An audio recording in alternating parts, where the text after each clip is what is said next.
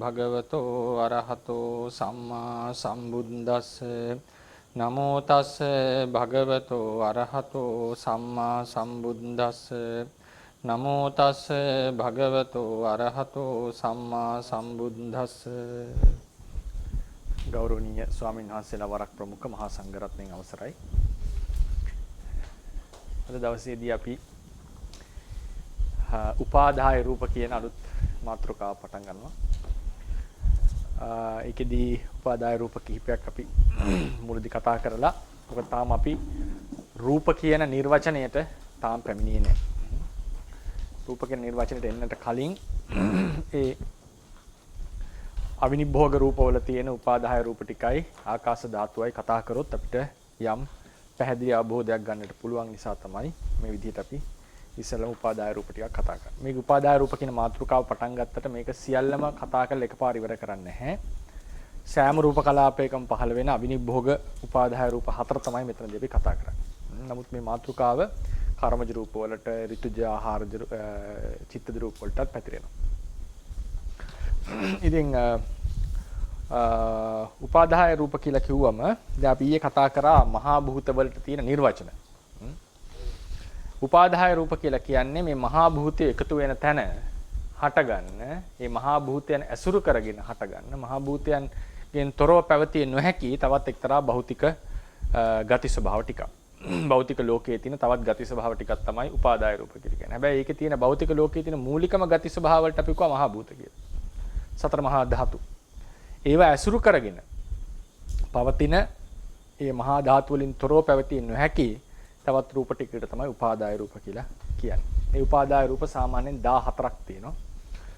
සාමාන්‍ය පොත්වල අපි දැකලා 24ක් කියලා ඒ අනිෂ්පන්න රූප 10ත් එකතු කරලා. මොකද අපි අනිෂ්පන්න රූප කියනවා මේ වැඩසටහනේදී පරමාර්ථ ධර්ම ලෙස සැලකන්නේ නැහැ. ඉතින් නිර්වචනයක් මුලින්ම දීලා ඇති අපිට ගොඩාක් වෙලාවට සූත්‍ර පිටකේ හම්බ වෙන්නේ උපාදාය රූප කියන එක.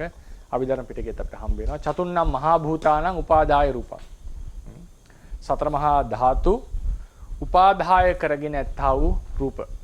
උපාදාය කියනවා කියන එකේ තේරුම ඇත්තට මෙතන ගන්නට ඕනේ මේ චතුන්නම් මහා භූතානං කියලා චට්ටි භක්තියෙන් තිබුණාට මේක ගන්නේ ဒုတိ ය විභක්තියෙන්. ඒක මම අධෝලිපි වල ෆුට්නෝට් එකේ දාලා ඇති ඒ අට කතා පාඩය. මෙතන ගන්නේ සතර මහා ධාතු ඇසුරු කරගෙන ඒවා අත නොහැර පවතින දේ තමයි උපාදාය රූප කියලා කියන්නේ.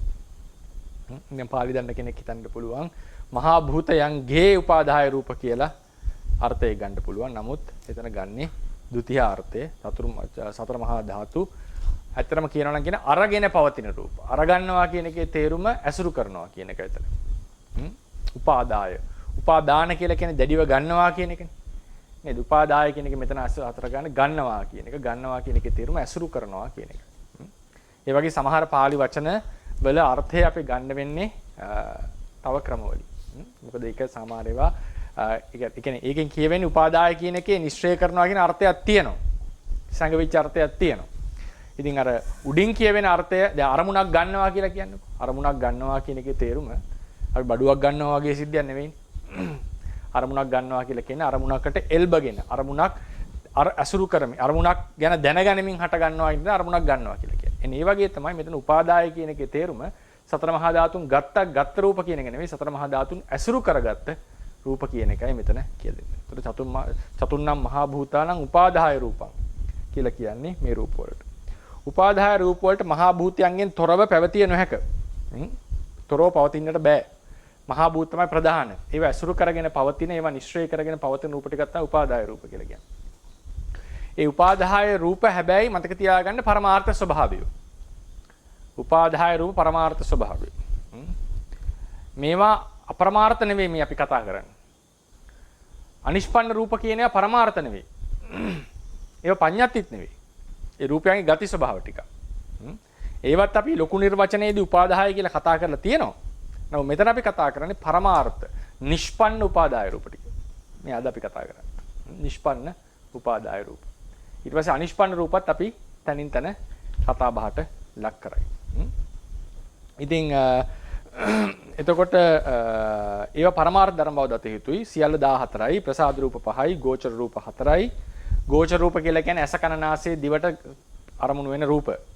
ශරීරයට අරමුණු වෙන එකක් තියෙන්න ඕනේ. ගෝචර රූප පහක් තියෙන්න ඕනේ ඉන්ද්‍රිය පහට. නමුත් ස්පර්ශ රූපය කියලා කියන්නේ අපි ඒක පස්සේ කතා කරනවා. ස්පර්ශව්‍ය රූපය නැත්නම් ස්පර්ශ රූපය තමයි පඨවි තේජෝ වායු. මහා භූත තුනක් තමයි කයින් ස්පර්ශ කරන්නේ.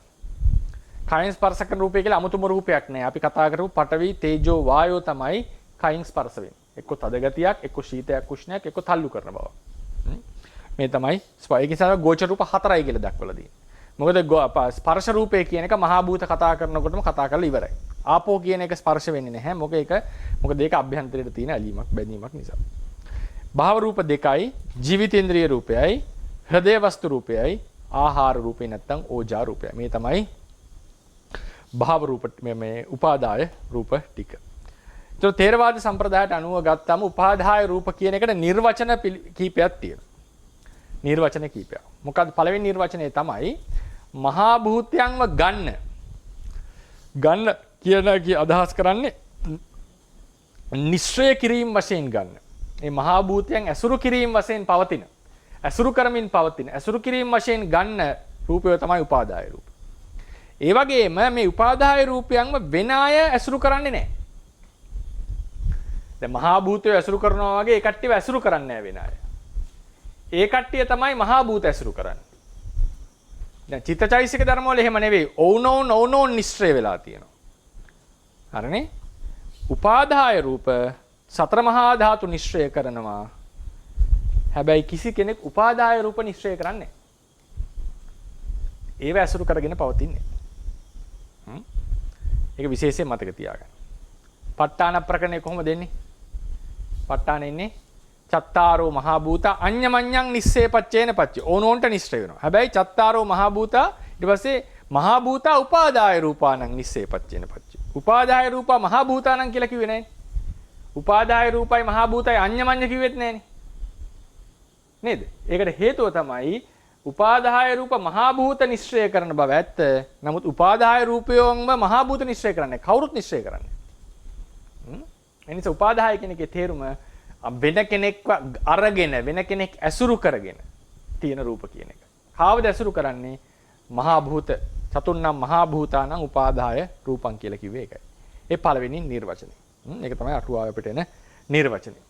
ඊට පස්සේ ඊළඟ එක තමයි ටීකාවේ අපිට හම්බ වෙන තව නිර්වචනයක්.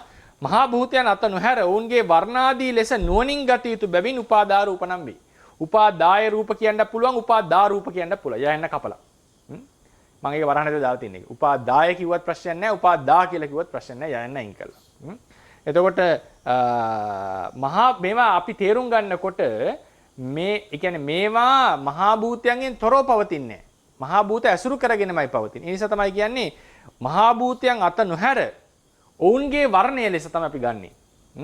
ගන්න බැවින් නුවණින් ගත යුතු බැවින් උපාදා රූප නම් වේ. මෙහිදී මහා භූතයන් අත නොහැරයි පවසා ඇත්තේ උපාදාය රූප සෑම විටම මහා භූතයන් නිශ්චය කරගෙනම ඔවුන් මතම යැපෙමින් පවතින නිසාය. ඔවුන් මතම යැපෙමින් පවතින නිසා. එතකොට ඒ නිසා උපාදාය රූප කියන ඒවා එතකොට දැන් සාමාන්‍යයෙන් අපි කියන්නේ පඨවියේ වර්ණය ආපෝගේ වර්ණය කියලා කියන්න සුදුසු නැහැ ඇත්තට. නමුත් අපි ඒක තේරුම් ගන්න මේ විදිහට. සතර මහා ධාතු වල නැත්නම් සතර මහා ධාතුන්ගේ වර්ණ ලෙස සතර මහා ධාතුව ඇසුරු කරගෙන පවතින වර්ණ කියලා තමයි අපි අරගෙන තියෙන්නේ. ඒ නිසා තමයි කියන්නේ ඔවුන්ගේ වර්ණය ලෙස තමයි අපි අරගන්නේ. ඉතින් තතුන් මහා ඒක කියන්නේ වෙන තේසං වන්න නිබාදි වශයෙන් ගහේ තබ්බතු උපාදා.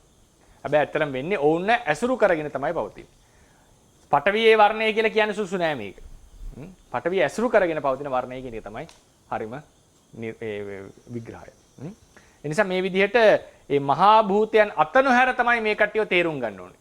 අත නොහැර පවතින්නේ මේකට. අපි වර්ණය තේරුම් ගන්නවා නම් ඒ වර්ණයේ පිහිටලා තියෙන සතර මහා ධාතුවක් අපි තේරුම් ගන්නට ඕනේ. මොකේ වර්ණයේද? මොකක් ඇසුරු කරන් තියෙන වර්ණයේද? නිකන් ඔහේ වර්ණයේ විතරක් පවතින්නට බෑ. නිකන් ඔහේ ගන්ධේ විතරක් පවතින්නට බෑ. එතන ඒ ගන්ධේ ඇසුරු කරන, වර්ණයේ ඇසුරු කරන, රසය ඇසුරු කරන මොකක් හරි පදනමක් තියෙන්නට ඕනේ. ඒ පදනම තමයි මහා භූත. ඒ නිසා යම්කිසි ද්‍රව්‍යමය ගතියක්, රූප කලාප භාවයක් එතන තියෙන්නට වෙනවා. ඒ නිසා උපාදාය කියන එකේ තේරුම හැමතිස්සෙම වෙන කෙනෙක් මත ඩිපෙන්ඩ් කියන එකයි. තනියම පවතින්නේ නැහැ කියන එකයි මේකේ තේරුම. කාවද ඇසුරු කරන්නේ මහා භූතවල. ඒතර මහා භූත තමයි මෙතන ප්‍රධාන රූපවල. හිතා වැදගත්. ඊළඟට දැන් කෙනෙක්ට හිතෙන්නට පුළුවන් දැන් මහා භූත ප්‍රධානයි කියලා කියන උපාදාය රූප අප්‍රධානයි කියලා කියනවා. අපි කිව්වා සතර මහා ධාතු හටගන්න හැම තැනම අනිවාර්යෙන් උපාදාය රූප කීයක් හට ගන්නවද? 4ක් හට ගන්නවා කියලා කිව්වා. වර්ණ, ගන්ධ, රස, ඕජා කියන එක හට ගන්නවා කියලා. වර්ණ, ගන්ධ, රස, ඕජා කියන ඒවා හට ගන්නවා කිව්වා. අනිවාර්යෙන් සතර මහා ධාතු හට ගන්න තැනයි. හරිනේ? මූල ටීකාවේ කියනවා රූප ලෝකයේහි ගන්ධ රස ඕජා නැහැ කියලා. අපි සාමාන්‍යයෙන් කියන්නේ මේ හතරම හට ගන්නවා කියලා.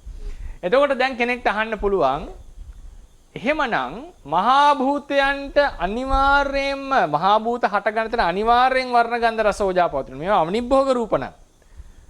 මහා භූත වර්ණ ගන්ධ රස ඕජා වල යැපෙනවා කියන්නේ සුදුසු නැද්ද? දැන් උදාහරණයක් අපි කියනවා අපි නම් පාඩමේදී ඉගෙන ගන්නවා අඩුම සර්වචිත්ත සාධාරණ චෛසික 7ක් ඉගෙන ගන්නවා. පස්ස වේදනා සංඥා චේතනා ඒකාග්‍රතා ජීවිතේන්ද්‍රිය මනසිකාරය කියන. හරිනේ මේ 7 අනිවාර්යෙන් පහළ වෙනවා සිතත් එක්ක. ඇයි හේතුව? සිතට බෑ මේ 7 නැතුව පවතින්න වෙන ක්‍රමයකට කියනවා. අපි පෙන්නනවා ස්පර්ශය නැතුව සිතට අරමුණ ගන්නට බෑ. වේදනාව නැතුව ආරම්මන ග්‍රහණය සම්පූර්ණ නැහැ. සංඥාවක් නැතුව ආරම්මන ග්‍රහණය අර්ථයක් නැහැ. චේතනාව නැනුව ආරම්මන ග්‍රහණය සිදු වෙන්නට බලයක් නැහැ. ඒකාග්‍රතාවයේ තිබුණ නැත්නම් හරියට ග්‍රහණය සිද්ධ වෙන්නේ නැහැ. ජීවිතේන්ද්‍රිය තිබුණ නැත්නම් චිත්තසංතතිය දිගින් දිගට පවතින්නේ නැහැ. මානසිකාරයේ තිබුණ නැත්නම් නැවත අරමුණක් ගනිමින් සිත හටගන්නේ නැහැ. මේ වගේ ප්‍රශ්න ටිකක් නිසා අනිවාර්යෙන් තිබිය යුතුයි කියලා කියනවා.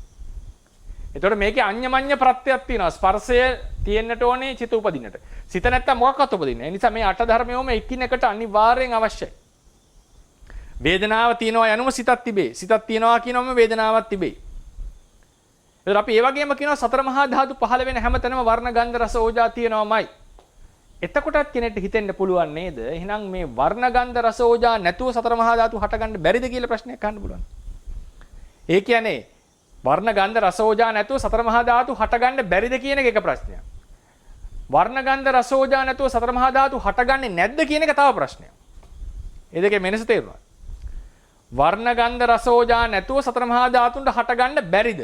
ඒ කියන්නේ වර්ණ ගන්ධ රස ඕජා වලින් සතර මහා ධාතුන්ට දායකත්වයක් ලැබෙනවා කියන එක. නේද? වර්ණ ගන්ධ රස ඕජා නැතුව සතර මහා ධාතු හටගන්නේ නැද්ද කියලා කියන්නේ මම අදහස් කරන්නේ මගේ අදහස වෙන්නේ එතන වර්ණ ගන්ධ රස ඕජා පහළ වෙන හැම විටම සතර මහා ධාතු හටගන්නවා. හරිනේ? ඒතර අනිවාර්යෙන් ඒ යට හටගන්නවා නම් කෙනෙක්ට අහන්න පුළුවන් මේක නැතුව බැරිද කියලා. කොහොමද උත්තරේ එන්නට ඕනේ? සතර මහා ධාතු තියෙන හැමතැනම වර්ණ ගන්ධ රස ඕජා හටගත්තත් වර්ණ ගන්ධ රස ඕජා වලින් සතර මහා ධාතු වල හට ගැනීමට උපකාරයක් ලැබී නැත. ඒ කලාපේ තියෙන. වෙන උපකාරයක් ඕනේ වෙන ධර්මයක. ඒක වෙනම කතාවක්. කලාපින් පිට ධර්මයක. නමුත් ඒ කලාපයක උපාදාය රූපයි සතර මහා ධාතුයි හට ගන්නවා නම් සතර මහා ධාතු වලට උපාදාය රූප වලින් උපකාරයක් අවශ්‍ය නැත. උපාදාය රූප තමයි සතර මහා ධාතු වලින් උපකාරය ලැබලා තියෙන්නේ. ඒ නිසා ඕන් අනිවාර්යෙන් එකට හට ගන්නවා කිව්වට චිත්ත චෛතසික සබ්බචිත්ත සාධාරණ චෛතසික 7 දෙනා අනිවාර්යෙන් සෑම සිතක හටගත යුතුයි කියනකොට ලැබෙන අඤ්ඤමඤ්ඤ උපකාරය වගේ එකක් නෙවෙයි මෙතන තියෙන්නේ. උපාදාය රූප කියලා කියන්නේ මහා භූත ඇසුරු කරන මහා භූත මත යැපෙන මහා භූත නැතුව පවතින්නට බැරි රූප ටිකක්. සතර මහා ධාතුට උපාදාය රූප නැතිව පවතින්නට පුළුවන්. හැබැයි වෙන්නේ මොකද්ද? සතර මහා ධාතු එකතු වෙන තැන උපාදාය රූප හට ගන්නවා. ඒකෙන් කියවෙන්නේ නැහැ උපාදාය රූප නැතුව සතර මහා ධාතු වල පවතින්න හැකියාවක් නැහැ කියලා. හැකියාව තියෙනවා. වෙන්නේ මොකද්ද? මේ මිශ්‍රණයේ සතර මහා ධාතුවක් උපාදාය රූපයක් හට ගැනීමයි සිද්ධ වෙන්නේ. ඒ නිසා මෙතනත් නැවත මම කියන්නට ඕනේ මහා භූත තමයි ප්‍රධාන උපාදාය රූප අප්‍රධානයි. අප්‍රධානයි කියලා කිව්වට මේවා මහා භූතවල විකාරයක් නෙවෙයි. මහා භූතවල වෙනස්කමක් නෙවෙයි. මහා භූතවල අනුලක්ෂණයක් නෙවෙයි. ඌ අනිෂ්පන්න රූප වගේ. ඒකත් තේරුම් ගන්න. උපාදාය රූප සහ අනිෂ්පන්න රූප. ඒ කියන්නේ උපාදාය කියලා මම කියන්නේ නිෂ්පන්න උපාදාය රූපයි අනිෂ්පන්න උපාදාය රූපයි. එතකොට මේ නිෂ්පන්න උපාදාය රූපවල ඒවා සතර මහා ධාතු වල ටිකක් තියෙන සහැල්ලු බව බර බව එකක් නෙවෙයි. මේක වෙනම පරමාර්ථ ධර්මයක්. අනිෂ්පන්න රූප කියලා කියන්නේ එක්ක පරිච්ඡේදය එහෙම නැත්නම් සතර මහා ධාතු වල තියෙන මොකක් හරි විකෘතිය වෙනසක්. ඒවා පරමාර්ථ වෙනම පරමාර්ථයෝ නෙවෙයි. හරිනේ? ඒ නිසා මේක පරමාර්ථයි. හැබැයි මහා භූත මත යැපෙන නිසා අපිට කියන්න වෙනවා භෞතික ලෝකේ මහා භූතයෝ ප්‍රධාන වෙනකොට උපාදාය රූපයෝ දෙවෙනි තැනට පැමිණෙනවා. නැත්තම් අනු අප්‍රධාන බවට පැමිණෙනවා. ඒක විශේෂයෙන් මතක තබා ගන්න. මම ඒකත් ඒක නම්බර 3 දී විවරණය කරලා ඇති. ඒ තමයි උපාදාය රූප පිළිබඳව කෙටි නිර්වචනය. උපාදාය රූප පිළිබඳව අපි දැනගන්න. මහා භූතකෝ අපි නිර්වචන කීයක් දුන්නද? 8ක් කතා කරන්නේ නේ. නිර්වචන 8ක් කතා කරා. උපාදාය රූප වලට නිර්වචන 2යි තියෙන්නේ. සහ ඒක සම්බන්ධයෙන් යම් පොඩි විවරණයක් සිද්ධ කරන්නට යෙදුණා. විනාඩි කිහිපයක. ඊළඟට අපි එනවා උපාදාය රූපවල අපි මුලින්ම කතා කරන උපාදාය රූපේ තමයි ලිස්ට් එකේ හැටියට නම් එන්නේ ප්‍රසාද රූප 5. මම ප්‍රසාද රූප කතා කරන්නේ කර්මජ රූප යටතේ. වෙන වෙනම මේ රූප වෙනම කතා කරනවට වඩා මට හිතෙනවා හේතුවත් එක්ක කතා කරන එක පැහැදිලි. කර්මය, කර්මජ රූප, කර්මජ කලාප, කර්මජ සන්තති. ඔය විදිහට මාතෘකා 4ක් කතා කරනවා. චිත්තය, චිත්තජ රූප, චිත්තජ කලාපය, චිත්තජ සන්තතිය. ඍතුව, ඍතුජ රූප, ඍතුජ කලාප, ඍතුජ සන්තති. ආහාරය, ආහාරජ රූප, ආහාරජ කලාපය, ආහාරජ සන්තති. මේ වගේ අනු මාතෘකා 4ක් යටතේ ඔය කියන වෙනම මාතෘකා ටිකක් අපි මේකෙන් පස්සේ අරගන්නවා. හැබැයි රූපේ පිළිබඳ ඩෙෆිනිෂන් එක දීලා ඉස්සල්ලාම පටන් ගන්න. ඉතින් ඒ තැන්වලදී ඍතුජ රූප, ආහාරජ රූප ආදී කතා කරයි. මොකද මේ වර්ණ ගන්ධ රස ඕජා කියන ඒවා මේ සතර ප්‍රත්‍යයෙන්ම හට ගන්නවා. කර්ම, චිත්ත, ඍතු, ආහාර. ඒක පස්සේ මම පැහැදිලි කරන්නම්. මේ රූප හට ගන්න ධර්ම ක්‍රම 4ක් තියෙනවා. ඒ හතරෙන් වර්ණ රූපය, රූපාරම්මණය, රූපය. මේ වචන තුනම ඉදලා තියෙනවා. වර්ණය කියලා කියන්නේ පාට කියන එකනේ, කලර් කියන එක. රූපාරම්මණය කියලා කියන්නේ වර්ණ ආරම්මණය. ඇසට ඇත්තා වූ චක්කු විඥාණයට අරගන්නා වූ ආරම්මණය. ඒකෙන් කියවෙන්නේ නැහැ රූපාරම්මණය චක්කු විඥාණයට විතරයි කියලා. රූපාරම්මණය ඕන එකට අරමුණු වෙන්න මේ චක්කු විඥාණයට මනෝ විඥාණයට දෙකටම අරමුණු වෙන්න පුළුවන්. මේ රූපාරම්මණය කියලා කියන්නේ වර්ණය නම් වූ ආරම්මණය. විශේෂයෙන් ඒක සම්බන්ධ වෙන්නේ ගොඩක් වෙලාවට අපි ඒක තේරුම් ගන්න ඇස හරහා. නමුත් ඒකෙන් කියවෙන්නේ මනෝ විඥාණයට අරමුණු වෙනකොට වර්ණයේ ධර්මාරම්මණයක් වෙනවා කියලා නෑ. වර්ණ රූපේ හැමතිස්සෙම රූපාරම්මණයක්. ඒක නියත වෙදීමක් අපේ තේරවාදයේ හැටියට. රූපය කියලා කියන්නේ එතකොට කෙනෙක්ට හිතෙන්න පුළුවන් ඇයි එහෙම කියන්නේ කියලා. සිතට අරමුණු එක ධම්මාරම්මණය නෙවෙයිද කියලා. ඒක එතකොට අනිත් පැත්තට හිතන්නේ ඇයි අපි සිතට අරමුණු වෙන එකට හැමතිස්සෙම ධම්මාරම්මණයයි කිය යුත්තේ? මොන පදනම උඩද? දේශනා වෙනවා චක්කුංච පටිච්ච රූපේ චුප්ප චක්කු විඥාන කියලා. ධම්මේච පටිච්ච මනං චුප්පජ්ජති ධම්ම විඥාන මනෝ විඥාන. හරිනේ කියලා උදාහරණ එනවා. ඒකෙන් කියවෙන්නේ නැහැ මනසට හැරු වෙන හැමෝම ධර්මාරම්මන විය යුතුයි. මේ රූපාරම්මන, සද්දාරම්මන, ගන්ධාරම්මන මනසට හසු වෙන්නේ නැහැ කියන එක නිර්වචනය කරන්න බෑ. මොකද උන්නාභ සූත්‍රයේදී දේශනා කරනවානේ පැහැදිලිවම. ධර්මයෝ 5ක් ඉන්නවා. ඒ 5 දෙනා ඕනෝන්ගේ විෂයන් අනුභව කරන්නේ නැහැ. මොකද්ද? ඇසට බෑ සද්දේ අරමුණු කරන්න. ඇසට පුළුවන් රූපේ විතරයි. චක්කු විඤ්ඤාණයට පුළුවන් රූපේ විතරයි. ඒකට සද්දේ අරමුණු කරන්න බෑ. සෝත විඤ්ඤාණයට සද්දේ විතරයි. ඒකට රූපේ අරමුණු කරන්න බෑ. ගන්ධය අරමුණු කරන්න බෑ. ගාන විඤ්ඤාණයට පුළුවන් ගන්ධය විතරයි. ඒකට රූපාරම්මණය, සද්දාරම්මණය, රසාරම්මණය අරමුණු කරන්න බෑ. කාය විඤ්ඤාණයටත් එහෙමයි. රස ජීවහා විඤ්ඤාණයටත් එහෙමයි. හැබැයි මේ සියලු දෙනාගේම අරමුණු ගන්න එකක් මොකද්ද? මනස තමයි එවුන් සියලුම අරමුණු ගන්න කියලා. ඒ නිසා මනසට රූපාරම්මන, සද්දාරම්මන, ගන්ධාරම්මන, රසාරම්මන, පොට්ටබ්බාරම්මන, ධම්මාරම්මන කියන සියල්ලම මනෝ විඤ්ඤාණයට අරමුණු වෙනවා. අතීත අනාගත සියල්ලක්ම. දැන් උදාහරණයකට චක්කු විඤ්ඤාණයට අරමුණු වෙනවා කියලා අපි කියන්නේ වර්තමාන රූපාරම්මණය විතරයි. රූපාරම්මණය තුන් වැදෑරුම්. අතීත රූපාරම්මණය, අනාගත රූපාරම්මණය, වර්තමාන රූපාරම්මණය. එයින් පච්චුප්පන්න රූපාරම්මණය විතරයි චක්කු විඤ්ඤාණයට අරමුණු වෙන්නේ. පච්චුප්පන්න සද්ධාරම්මණය විතරයි සෝත විඤ්ඤාණයට අරමුණු වෙන්නේ. පච්චුප්පන්න ගන්ධාරම්මණය විතරයි ගාහන විඤ්ඤාණයට. පච්චුප්පන්න රසාරම්මණය විතරයි ජීවහා විඤ්ඤාණයට. පච්චුප්පන්න පොට්ටබ්බාරම්මණය විතරයි කාය විඤ්ඤාණයට. අතීත රූපාරම්මණය, අනාගත රූපාරම්මණය ඇසට අරමුණු වෙන්නේ නැහැ. ඒවා අරමුණු වෙන්නේ මනෝ විඤ්ඤාණයට විතරයි. එතකොට පච්චුප්පන්න රූපාරම්මණය දැන් ඒකිනුත් පච්චුප්පන්න රූපාරම්මණය. එහෙම දැන් අපි හිතුවොත් එහෙම මනසට අරමුණු වෙන ඒවා මනෝ විඤ්ඤාණයට අරමුණු වෙනවා සියල්ල ධම්මාරම්මන කිව්වොත් අතීත රූපාරම්මණය කියලා ගන්න නැති වෙන්නට ඕන. පැහැදිලිද? මනසට අරමුණු වෙන මනෝවිඤ්ඤාණයට අරමුණු වෙන සියල්ලම ධම්මාරම්මන කියලා කිව්වොත් අතීත රූපාරම්මණයක් නැහැ.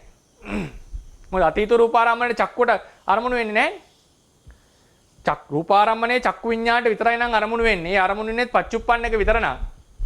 මනෝවිඤ්ඤාණයට අරමුණු වෙනවා සියල්ලම ධම්මාරම්මන නම් අතීත රූපාරම්මණය කියලා කතාවක් කතා කරන්න බෑ. අනාගත රූපාරම්මණය කියලා කතා කරන්න බෑනේ. අතීත සද්දේ අනාගත සද්දේ කියලා කතා කරන්නට බෑ එහෙමනම්. මොකද ඔක්කොම අතීත එහෙනම් ඔක්කොම ධම්මාරම්මන. අතීත රූපාරම්මණයක් ධම්මාරම්මණයක් වෙනවා. අනාගත රූපාරම්මණයක් ධම්මාරම්මණයක් වෙනවා. අතීත රූපය කියන කතාව කතා කරන්න අතීත සද්දේ කියන කතාව කතා කරන්න බැරි වෙනවා එහෙනම්. ඒ නිසා පැහැදිලි නිර්වචනයක් තමයි ථේරවාදයේ තියෙන මූලික સિદ્ધාන්තයක්. ඒක ප්‍රධානම સિદ્ધාන්ත. සමහරවිට අපිට එන්නට පුළුවන් මනසට එන්නේ ධම්මාරම්මණය විතර මනෝඤ්ඤාණයට ධම්මාරම්මණය කියලා ඒක මූලික સિદ્ધාන්තවල අඩුපාඩුවක්. ඒක ඒ ථේරවාදයේ ඇතුලේ පවතින්නට පුළුවන් වාදයක් නෙවෙයි. කෙලින්ම ථේරවාදයෙන් එළියට විසි වෙන වාදය. ඒ කියන්නේ ඒකනේ හේතුව. ඒ කියන්නේ උදාහරණයකට මේ ආරම්මන භේදය ආරම්මන විග්‍රහය බිඳ ගැනීමක් මේ කරන්නේ. ථේරවාදයේ තියෙන පදනමක් ප්‍රධානම පදනමක් තමයි මනෝවිඤ්ඤාණයට සබ්බේ ධම්මා මනෝවිඤ්ඤාණ ධාතුයා ආරම්මන පච්චේන පච්චෝ. එහෙමනේ තියෙන පට්ටන්නේ. සබ්බේ ධම්මා සියලු ධර්මයෝ. සබ්බේ ධම්මා කියලා කියනකොට ඒක රූපාරම්මන, සද්ධාරම්මන, ගන්ධාරම්මන සියල්ල ඇතුළත්. සබ්බේ ධම්මාරම්මන කියලා කිව්වේ නෙවෙයි. සබ්බේ ධම්මා මනෝවිඤ්ඤාණ ධාතුය. සියලු ධර්මයෝ මනෝවිඤ්ඤාණයට අරමුණු වෙනවා. ඒ නිසා ඒකත් අපි විශේෂයෙන් මතක තියාගන්නට ඕනේ මේ රූපාරම්මන, සද්ධාරම්මන, ගන්ධාරම්මන කියන එක මේ රූපේ හැමතිස්සෙම රූපාරම්මණයක්. හිතට මනෝවිඤ්ඤාණයට අරමුණු වුණාද, චක්කු විඤ්ඤාණයට අරමුණු වුණාද දාලා නැහැ. ඒක රූපාරම්මණයක් ලෙස සලකන්න. අභිඤ්ඤා හිතේ අරමුණු රූපාරම්මණයක්. දිබ්බ චක්කුවේ අරමුණ රූපාරම්මණය. එතකොට රූපාරම්මණය කියන්නේ රූපේට නමක්. ඒක අතීත අනාගත පච්චුප්පන්න ඉෂ්ඨ අනිෂ්ඨ මධ්‍යස්ථ කියලා අපි බෙදා ගන්නවා. ඊට පස්සේ තව වචන තමයි රූපය. හැබැයි මේ රූපය කියන වචනය අර්ථ කීපයක් තියෙන්නට පුළුවන්. එක තැනක රූපයට කියන්නේ වර්ණ රූපය. එහෙම නැත්නම් රූපාරම්මණය. ඔය මනං චක්කුංච පටිච්ච රූපේ චුප්පජ්ජති චක්කු විඥානං කියලා කිව්වේ. ඒතර වර්ණ රූපේ. දැන් නාම රූප කියන කතාවේදී රූපේ කියන්නේ මොකද්ද? රූපස්කන්ධය.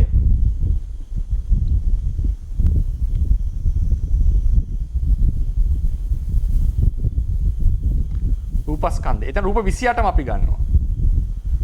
සාමාන්‍ය රූප 18යි ගන්න පරමාර්ථ වශයෙන් රූපස්කන්ධය කියනකොට අපි අනිෂ්පන්න රූපත් එකතු කරලා තමයි සාමාන්‍යයෙන් කතා කරන්නේ. නේද? ඒ නිසා රූපය කියන වචනේ යෙදෙනකොට මම හැමතිස්සෙම යොදන්නේ වර්ණ රූපය කියන වචනේ. මොකද හේතුව මේ පැටලෙවිල්ල නිසා. නමුත් දේශනාවේ අපිට එන්නේ චක්කුංච පටිච්ච රූපේ චුප්පජ්ජති චක්කු විඥාන. මොකද්ද මේ රූපය? සද්දේ නෙවෙයි මේ වර්ණය ගැන කතා කරන්නේ. ඇහැට පේන රූපය ගැන කතා කරලාදී. ඒ නිසා රූපය කියන වචනය යෙදෙනකොට බලන්න මේ ඉදිලා තියෙන්නේ රූපාරම්මණයටද රූපස්කන්ධයටද කියලා. හොඳට ඒක තේරුම් ගන්න. ඒතර අපි අද කතා කරන්නේ මෙන්න මේ යටතේ. හරිනේ? රූපස්කන්ධය කියන මාතෘකාව නෙවෙයි. අපි අද හවසේ රූපය කියලා කිව්වත් ඒ කියන්නේ මේ පාඩමට අදාළව නාම රූප කියලා කියනකොට කෙලින් මතක තියාගන්න රූපස්කන්ධයටමයි කියන්නේ. පඨවි ආපෝ තේජෝ වායෝ උපාදාය රූප සියල්ල. අපි සමහරලාට රූපය කියලා කියන්නේ වර්ණ රූපයට රූපාරම්මණයට පමණයි. හරිද? සමහරට ඇස ඇඳලා රූපය අඳිනකොට ඒ වර්ණ රූපය ගැන මම මේ කියන්නේ. රූපස්කන්ධය ගැන නොවේ. ඉතින් මේ වචන තුනම තියෙනවා. මේ රූපාරම්මණය එහෙ නැත්නම් වර්ණ රූපයේ තියෙන ප්‍රධානම ලක්ෂණ කීපයක් තමයි පළවෙනි වාක්‍යය මම කියලා තිනවා. ඒ ලක්ෂණ කීපේ කැටි කරලා. මේක විසුද්ධි මාර්ගය එනවා ලක්ෂණ රස පච්චුපට්ඨාන පදට්ටාන. අපි කියනවානේ රූප ධර්මයක් තේරුම් ගන්න පුළුවන් ක්‍රම හතරක් තියෙනවා. ඒ ලක්ෂණ වශයෙන් පච්චුපට්ඨාන කෘත්‍ය වශයෙන් පච්චුපට්ඨාන පදට්ටාන වශයෙන් කියන නේද? ලක්ෂණ රස පච්චුපට්ඨාන පදට්ටාන කියලා. එතකොට ඒකේ තියෙන දේවල් තමයි ඒක ඔක්කොම නිකන් අර පිළිවෙලට නැතුව මම වෙනම වාක්‍යයක් හදලා තියෙනවා. මොකද්ද? සතර මහා ධාතු එකතු වෙන තැනදී චක්කු ප්‍රසාදයට සංවේදී වෙන ධර්මයක් හට ගන්නවා. මොකද චක්කු ප්‍රසාදයට සංවේදී කියලා කියන්නේ? වර්ණයක් කියන එකනේ. චක්කු ප්‍රසාදයේ ඡායාවක් ඇති කරනවා යා. චක්කු ප්‍රසාදයට සෙන්සිටිව් කියන එක. කැමරාවකින් ගහුවම සද්දයක් අහුවෙන්නේ නැහැ.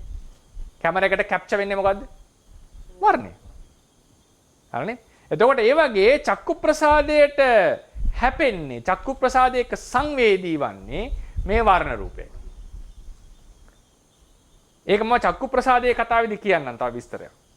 තේරවාදයේ හැටියට චක්කු ප්‍රසාදයට වර්ණය ආපාත වුණාම ඒ චක්කු ප්‍රසාදය ඇත්තටම කියන්නේ ඒක නිකන් මේ ඒකේ වෙනසක් සිදු වෙනවා. ඒක පිච්චෙනවා.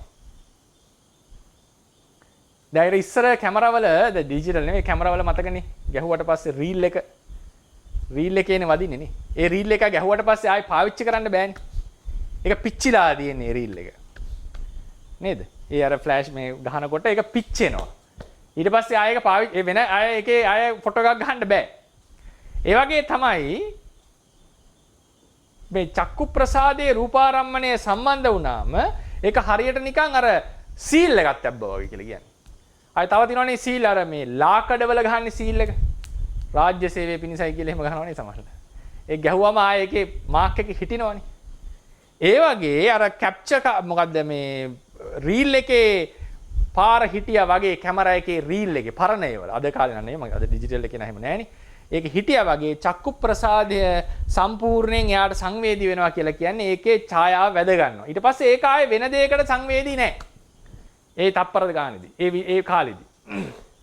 ඒ රූපාරම්මණය වැදුනට පස්සේ ඒ චක්කු ප්‍රසාදයේ වෙන රූපාරම්මණයකට සංවේදී වෙන්නේ නෑ. අනේ මොකද අසම්පත්තග්‍රාහීනි තේරවාදී හැටි. මෙහෙ තියෙන එක තමයි වදින්නේ. ඒ වෙලාවේදී වෙන එකක ආයේ ඡායාවක් ඒකේ හටගන්නේ නැහැ. ඒක සම්පූර්ණයෙන් වැය වෙනවා ඒ වර්ණයට. සම්පූර්ණයෙන් ඒ වර්ණයට වැය වෙනවා. ඉතින් ওই විදිහට මේ චක්කු ප්‍රසාද ඒක අපි එදාට ආයෙ නැවත කතා කරමු. ප්‍රසාද කතාවේදී වර්ණ රූපයේ චක්කු ප්‍රසාදයේ සංවේදී. එතකොට සතර මහා ධාතු එකතු වෙන තැන චක්කු ප්‍රසාදයට චක්ෂු ප්‍රසාදයට සංවේදී වෙච්ච දෙයක් හට ගන්නවා. මේ පඨවි ආපෝ තේජෝ වායෝ වර්ණ ගන්ධ රස ඕජා කියන ඒවා හට ගන්නවා. හරිනේ ඒ නිසා තමයි මුලින්ම මේ ටික කතා කරලා රූපේ නිර්වචනයට එන්න හදන්නේ. එතකොට ඒකේ තියෙන පළවෙනිම එක තමයි වර්ණය. වර්ණය කියන්නේ පාට. වර්ණය කියන්නේ පාට. මේ වර්ණය කියන එකට වචන කීපයක් අපේ ශාසනය යොදලා. මේ තමයි වර්ණය කියන වචනේ ඉස්සර කරන්නේ. චක්කු ප්‍රසාදයේ සංවේදීය. චක්කු ප්‍රසාදයේ සංවේදී වෙච්ච මේ දෙය චක්කු ප්‍රසාදයේ ගැටුණට පස්සේ චක්කු විඥානේ උපදවන්නට ප්‍රත්‍ය වෙනවා. චක්කු විඥානේ කියන්නේ දැකීම. ඒක ඉපදවීමට ප්‍රත්‍ය වෙනවා. මේ වර්ණය තමයි මේ ධර්මය තමයි මේ ඇතිවෙච්ච ධර්මය තමයි චක්කු විඥාණයෙන් දකින්නේ. චක්කු විඥාණයෙන් අරමුණු කරන්නේ. මොකද්ද මේ කියලා තියෙන්නේ? ඔන්න නැවත ඉස්සර කරන්න. සතර මහා ධාතු එකතු වෙච්ච තැනක යම් පරමාර්ථ ධර්මයක් හට ගන්නවා චක්කු ප්‍රසාදයට සංවේදී. මේ ධර්මය චක්කු ප්‍රසාදයේ තමන්ගේ ඡායාව ඇති කරනවා. ඒ ඇති කරවීම තුළ චක්කු විඥානයේ ඉපදවීමට ප්‍රත්‍ය වෙනවා. චක්ෂුර් විඥානයේ ඉපදවීමට ප්‍රත්‍ය වෙනවා. හරිනේ? චක්ෂු විඥානයේ ඉපදෙන්න ප්‍රත්‍ය වෙනවා. ඒ දෙය තමයි චක්ෂුර් විඥාණයෙන් දැනගන්නේ. මොකද්ද මේ? මේ තමයි වර්ණය කියලා කියන්නේ. ඒක පාට කියලා කියන්නේ. තේරවාදී හැටියට වර්ණය පාට කියලා කියන්නේ මේකටයි. පැහැදිලිද? හරිනේ? වර්ණය පාට කියලා කියන්නේ මේකටයි. එතකොට ඒක මේ මොනවද? ඒ වර්ණය තේරවාදයේ හැටියට තේරවාද සම්ප්‍රදාය හැටියට මේ වර්ණය කියන එක රූප සතර මහා ධාතු හටගන්න විට පහළ වෙන දෙයක්නේ. සතර මහා ධාතු සමග පහළ වෙන. ඒක සතර මහා ධාතු පවතින තැන තියෙන්නේ. එහෙම නැත්නම් ඒ වර්ණය සිතේ හටගන්න දෙයක් නෙවෙයි. සතර මහා ධාතු ඇසුරු කරගෙන පවතින්නේ. හරිනේ? අපි විද්‍යාත්මකව ගත්තොත් වර්ණය කියලා කියන්නේ ආලෝකයේ ගුණයක්. වර්ණාවලියේ තියෙන ආලෝකය. ඒ පෙනෙන දෘශ්‍ය ආලෝකය තමයි වර්ණය කියලා කියන්නේ. ඒ සුදු ආලෝකය කියන්නේ වර්ණ හතක එකතුවක් සාමාන්‍යයෙන්. එතකොට තේරවාදයේ හැටියට එහෙම නෙවෙයි. ගොඩාක් පෞරාණික දර්ශනවල හැටියට වර්ණය කියලා කියන්නේ දේහි ඉන්බිල්ට්. ඒ කියන්නේ ඒ වස්තුවේහි තියෙන ගුණයක්. වස්තුවේහි තියෙන දෙයක්. රූපාරම්මණය වර්ණය කියලා කියන්නේ. ආලෝකයේ තිබුණත් නැතත් චක්කු විඥාණයෙන් දැක්කත් නැතත් වර්ණය එතන පවතිනවා. වර්ණය එතන පවතිනවා. මේක තමයි වර්ණ රූපයේ පිළිබඳව නිර්වචනය. ඒතර වර්ණ රූපයේ චක්කු ප්‍රසාදයේ ගැටුනම චක්ෂුර් විඥාණය පහළ වෙනවා. ඒ චක්ෂුර් විඥාණය වර්ණ රූපේ අරමුණු කරනවා. චක්ෂුර් විඥාණය වර්ණ රූපේ අරමුණු කරනවා. ඔච්චරයි පවතින්නේ. ඔච්චරයි පවතින්නේ. සමහරට දෙන්න පුළුවන් රූපාරම්මණයේ තියෙනවා චක්කු ප්‍රසාදයේ ගැටෙනවා චක්කු විඥාණය හට ගන්නවා මේ සියල්ල එකතුව දැකීම. නෑ තේරවාදයේ හැටියට දැකීම යනු චක්කු විඥාණයයි. ඒ සයිසික හත සමග. දැකීම කියලා 아무තු දෙයක් නැහැ. චක්කු විඥානය යනු දැකීමයි. ඒ චක්කු විඥානයේ සංවේදී වුණේ වර්ණ රූපයටයි. ඒ වර්ණ රූපය තමයි පිට තිබිච්ච එක. ඒක තමයි චක්කු ප්‍රසාදයේ සංවේදී වුණේ. සැබවින්ම ගත්තොත් ඡායාවයි අරමුණු කරලා තියෙන්නේ. ඒ ගැටිච්ච ඡායාව අරමුණු කරලා තියෙන්නේ. මේ ගැටිච්ච දේ ඒක චක්කු ප්‍රසාදයේ පාඩමේදී අපි කතා කරනවා. ඒ ගැටිච්ච දේ ඡායාව, ඒ ඇතිවෙච්ච ඡායාවයි වර්ණ රූපයයි කියන දෙක තේරවාදයේදී අපි දෙකක් ලෙස සලකන්නේ නැහැ. ඒකට කියන්නේ වර්ණ රූපේ ඡායාව කියලා. කෙනෙක් අහන්න පුළුවන් මේක දෙකක් නෙවෙයිද? මොකද්ද මේ කියලා. නමුත් අපි තේරවාදයේදී ඒක දෙකක් කියලා කියන්නේ නැහැ. ඒ ඩිස්ටින්ක්ෂන් එක වර්ණ රූපේම ඡායාවයි. ඡායාව තමයි අරමුණු කරන්නේ. හැබැයි අපි කියන්නේ වර්ණ රූපේ අරමුණු කරනවා කියලා. මොකද ඒක වර්ණ රූපේ ඡායාව. ඒක අසම්පත්තග්‍රාහී. පැමිණෙන්නේ නැතුව දුර ඉඳලම ඒ ඡායාව ඇති කරනවා. ඒ ඡායාවයි මේ දෙයයි බොහෝ දුරට සමානයි. හැබැයි සමහර වෙලාවලට මොකද වෙන්නේ? අපේ චක්කු ප්‍රසාදයේහි දුර්වලතා තිබුණොත් ටිකක් බොඳ වෙලා පේනවා. වෙන විදිහකට පේනවා. හැබැයි ඒ වුණාට ඒ සංවේදී වෙලා තියෙන දේ තමයි දැනගෙන තියෙන්නේ. ඒකේ පැහැදිලි අපැහැදිලිකම් තියෙන්නට පුළුවන්. සමහර කෙනෙක්ට වර්ණාන්ධතාවයක් තියෙන්නට පුළුවන්. නමුත් තාම දෙයක් පේනවනේ. කළු පාටට හරි පේනවනේ මම. ඒ නිසා ඒ පෙනිච්ච දෙය තමයි වර්ණය කියලා අපි සලකන්නේ. අපි සියුම් ලෙස කෙනෙක් හිතනකොට ඡායාව චක්කු ප්‍රසාදයේ වැටිච්ච ඡායාවයි ඒ වර්ණයයි දෙකක් ලෙස පේන්නට පුළුවන්. හැබැයි තේරවාදයේදී ඒක දෙකක් ලෙස කඩන්නේ නැහැ අපි. ඒක පිළිගන්නවා මේක ඡායාව කියලා. මොකද ඇවිල්ලා හැපෙනවා කියලා කියන්නේ අට කතාවේදී. ඒ නිසා යමුත් ඒක ඒ රූපේමයි කියන සංඛ්‍යාවෙන් අපි සලකන්නේ. මේ දෙක අතර ලොකු ඩිස්ටින්ක්ෂන් එකක් වෙනසක් අපි කතා කරන්නේ නැහැ. ඊළඟ කතාව. දැන් සතර මහා ධාතු පවතින කල්හි වර්ණය කියලා දෙයක් හට ගන්නවා. වර්ණය යනු සතර මහා ධාතු නොවේ. වර්ණය යනු සතර මහා ධාතු වලට අයිති දෙයක්ුත් නෙවෙයි. සතර මහා ධාතු නිසා සතර මහා ධාතු මත යැපෙමින් අලුතෙන් හටගත්ත දෙයක්. තවත් ධර්මයක්. ඒ වර්ණය පඨවියේ වර්ණය, ආපෝගේ වර්ණය, තේජෝගේ වර්ණය, වායෝගේ වර්ණය කියන සුදුසු නැහැ. කියවනකට කිව්වට කමක් නැහැ. අපි ඒසේ තමයි දැනගෙන තියෙන්නේ. මොකේ මොන වස්තුවේ වර්ණයද කියලා අපි අහන්නේ. නමුත් පරමාර්ථ වශයෙන් ගත්තම පඨවිගේ වර්ණය නෙවෙයි, ආපෝගේ වර්ණය නෙවෙයි. සතර මහා ධාතු එකතු වෙච්ච තැන හටගත්ත අලුත් ධර්මයක්.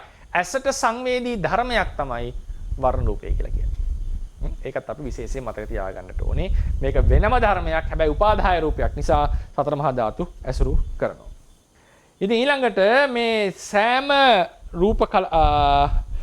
සතර මහා ධාතුන්ගේ තියෙන ධාතු වල ස්වභාවය සමහර පටවියෙත් තියෙනවනේ යම් යම් වෙනස්කම් කියලා කියවන අපි. ධාතු වල ස්වභාවය සහ ධාතු වල මිශ්‍රණය කියන දෙකෙන් වර්ණ නානත්වය සිද්ධ වෙනවා. වර්ණ නානත්වය සිද්ධ වෙන්නේ ධාතු වල මිශ්‍රණයේ තියෙන අනුපාත වල වෙනස්කම සහ ඒ ධාතු වල තියෙන ස්වභාව වල වෙනස්කම් උඩ වර්ණ රූපේ නානත්වය සිද්ධ වෙනවා. සෑම කලාපයකම තේරවාදයේ හැටියට වර්ණ රූපයක් ඇත. සෑම කලාපයකම වර්ණ රූපයක් ඇත. හැබැයි ඒකෙන් අපේ ඇස සංවේදී වෙන්නේ ඇතම් මේවට පමණයි. ඇතම් මේවට පමණයි. රේරුකාණි සංසල ලස්සන එකක් කියලා තියෙන්නේ. සුළඟේ වර්ණයක් ඇත. නමුත් ඒ සුළඟේ වර්ණය අපේ ඇසට සංවේදී නොවන පරිද්දෙන් තමයි ඇස හැදිලා තියෙන්නේ. ඒ කියන්නේ doctrine of necessity. හැදිලා තියෙන්නේ පැවැත්ම සඳහා. බැරි වෙලා හරි අපේ ඇහැ සුළඟේ වර්ණයට සංවේදී වුණා නම් අපිට වෙන එකක් පේන්නේ නැහැ. මුළු සුළඟේ වර්ණයෙන් ලෝකෙ වැහිලා යනවා. නිකන් අර හිතන්නකෝ අර තියෙන රතු පාට දුමක් එහෙම ඔය කතා ප්‍රවෘත්ති වලනේ. රතු පාට දුමක් ගැහුවට පස්සේ පේන්නේ නැහැ නේ මොකක්වත්. දැන් ඔය මොනවා සමහර පොලිසියෙන් එහෙම ගහනකොට දුම නේද? මොකක්වත් පේන්නේ නැත. මීදුම ඇති වුණා කියලා කියන්නේ. මොනවත් පේන්නේ නැහැ නේ. මීදුමේ පාට තමයි අපි ආවරණය කරලා තියෙන්නේ. තේරවාදයේ හැටියට. ඒතර බැරි වෙලා හරි අපේ ඇහැ මේ තියෙන වාතයේ වර්ණයට සංවේදී වුණොත් අපිට ලෝකෙ පේන්නේ නැහැ. අපිට ඒකේ වර්ණය විතරක් පේන්න පටන් ගන්නවා. ඒ නිසා ලෝකෙ පවතින්න බැරි නිසා ඒ සුරංගයේ වර්ණයට සංවේදී නොවන ලෙස චක්කු ප්‍රසාදය හැදිලා තියෙනවා කියන එක උන්වහන්සේගේ අදහස. උන්වහන්සේ ඒක පැහැදිලි කරලා තියෙනවා. ඒක ලස්සන තර්කයක්. ඊට පස්සේ ඊළඟටම ස්වාමීන් වහන්සේ තව කතාවක් කියනවා රේරුකාණ ස්වාමීන් වහන්සේ අභිධර්මයේ මූලික කරුණු පොතේ. ඒකත් හරි වැදගත් කතාවක්. හැම රූප කලාපයකම තියෙනවා Tamanටම ආවේනික වර්ණයක්. සමහර ඒවාදී සමාන වෙන්නට පුළුවන් බොහෝ දුරට. මොකද අනන්ත රූප කලාප තියෙනවා නම් ඉතින් හැම එකකින් වර්ණය එකිනෙකට වෙනස් කියනකට වඩා ඒ කලාප තියෙන සමාන ඒවා තියෙන්නට පුළුවන්.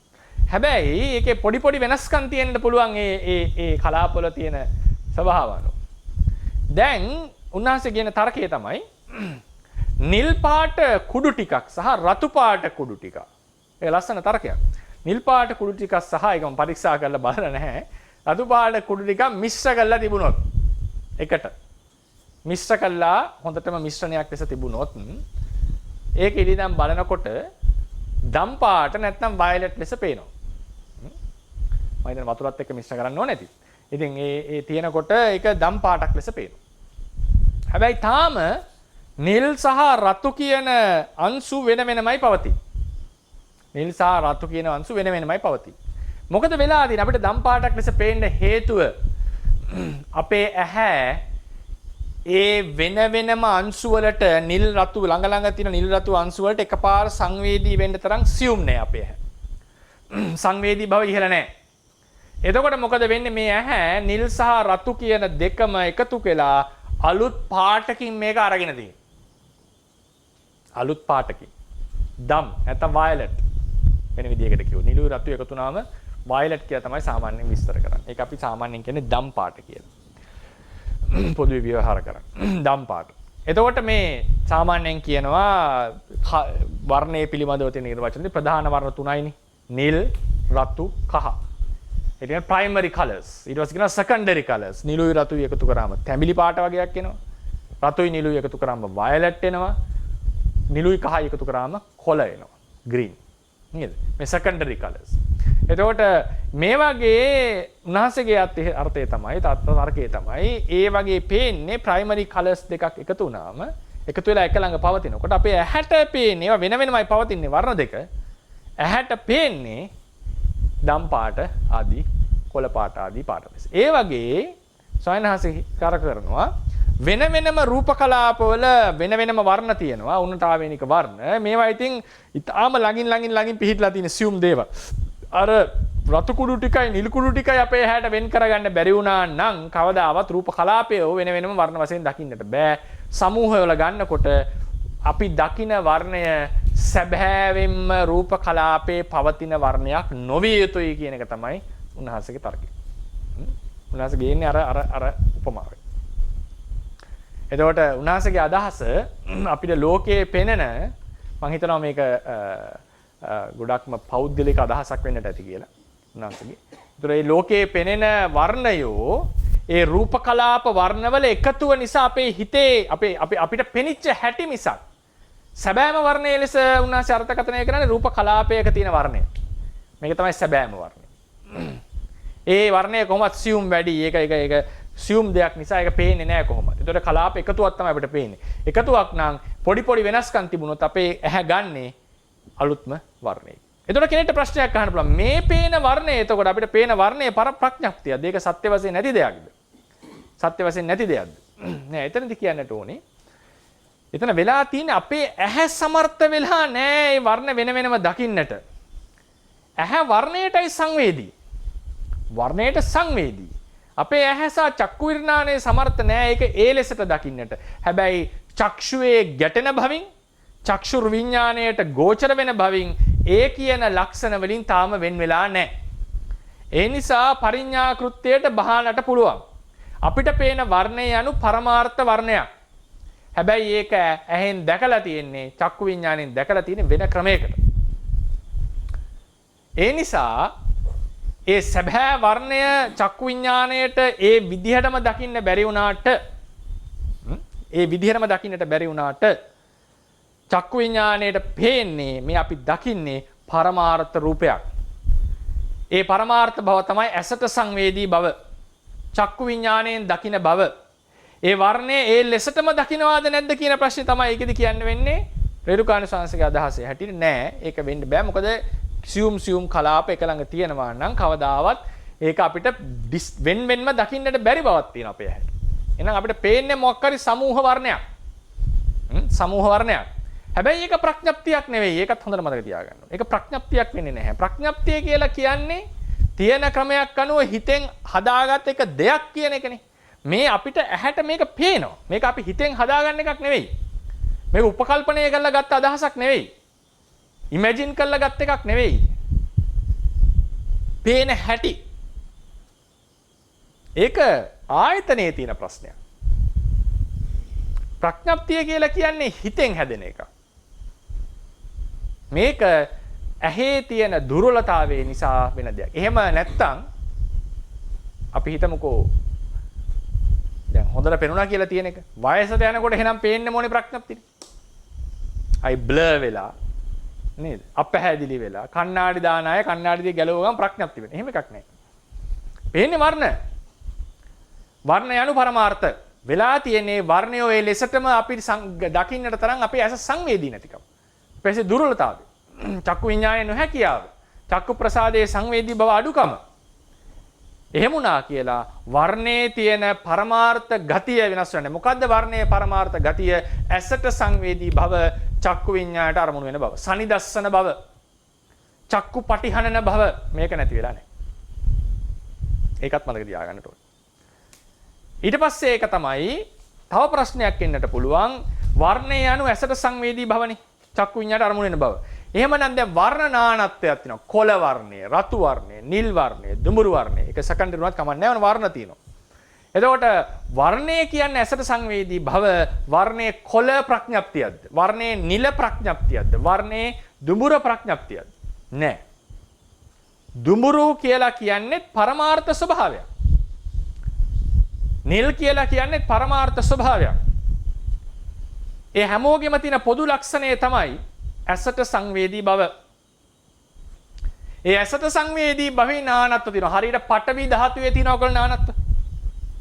පඨවි ධාතුව තද වුණාට ඒකෙත් නානත්ව තියෙනවා. අපි කිව්වේ කෙලින් ගමන, ඇදේට ගමන වගේ නානත්වයක් තියෙනවා. ඒ වගේ වර්ණ නානත්වයයි මේ පෙනෙන්නේ. වර්ණ නානත්වය යනු ප්‍රඥප්තියක් නොවේ. වර්ණ නානත්වය යනු ප්‍රඥප්තියක් නොවේ.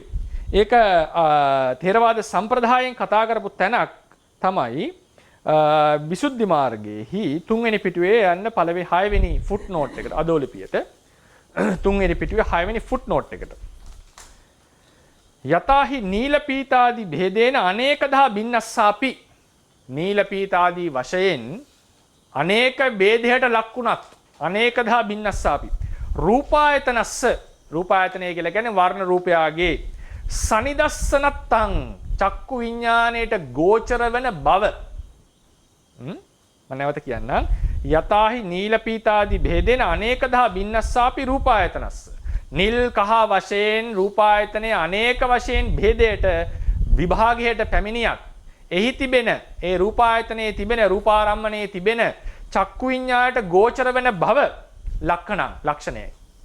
ඒක තමයි යාගේ ලක්ෂණය. නිල් භව කියලා කියන්නේ ඒකේ තවත් ලක්ෂණයක්. අනුලක්ෂණයක්. මිසක් මූලික ලක්ෂණය නෙවෙයි. මූලික ලක්ෂණය චක්කු විඤ්ඤාණයට ගෝචර වෙන බව. ඒ කියන්නේ චක්කු ප්‍රසාදයට සංවේදී බව. තව විදිහකට කිව්වොත්.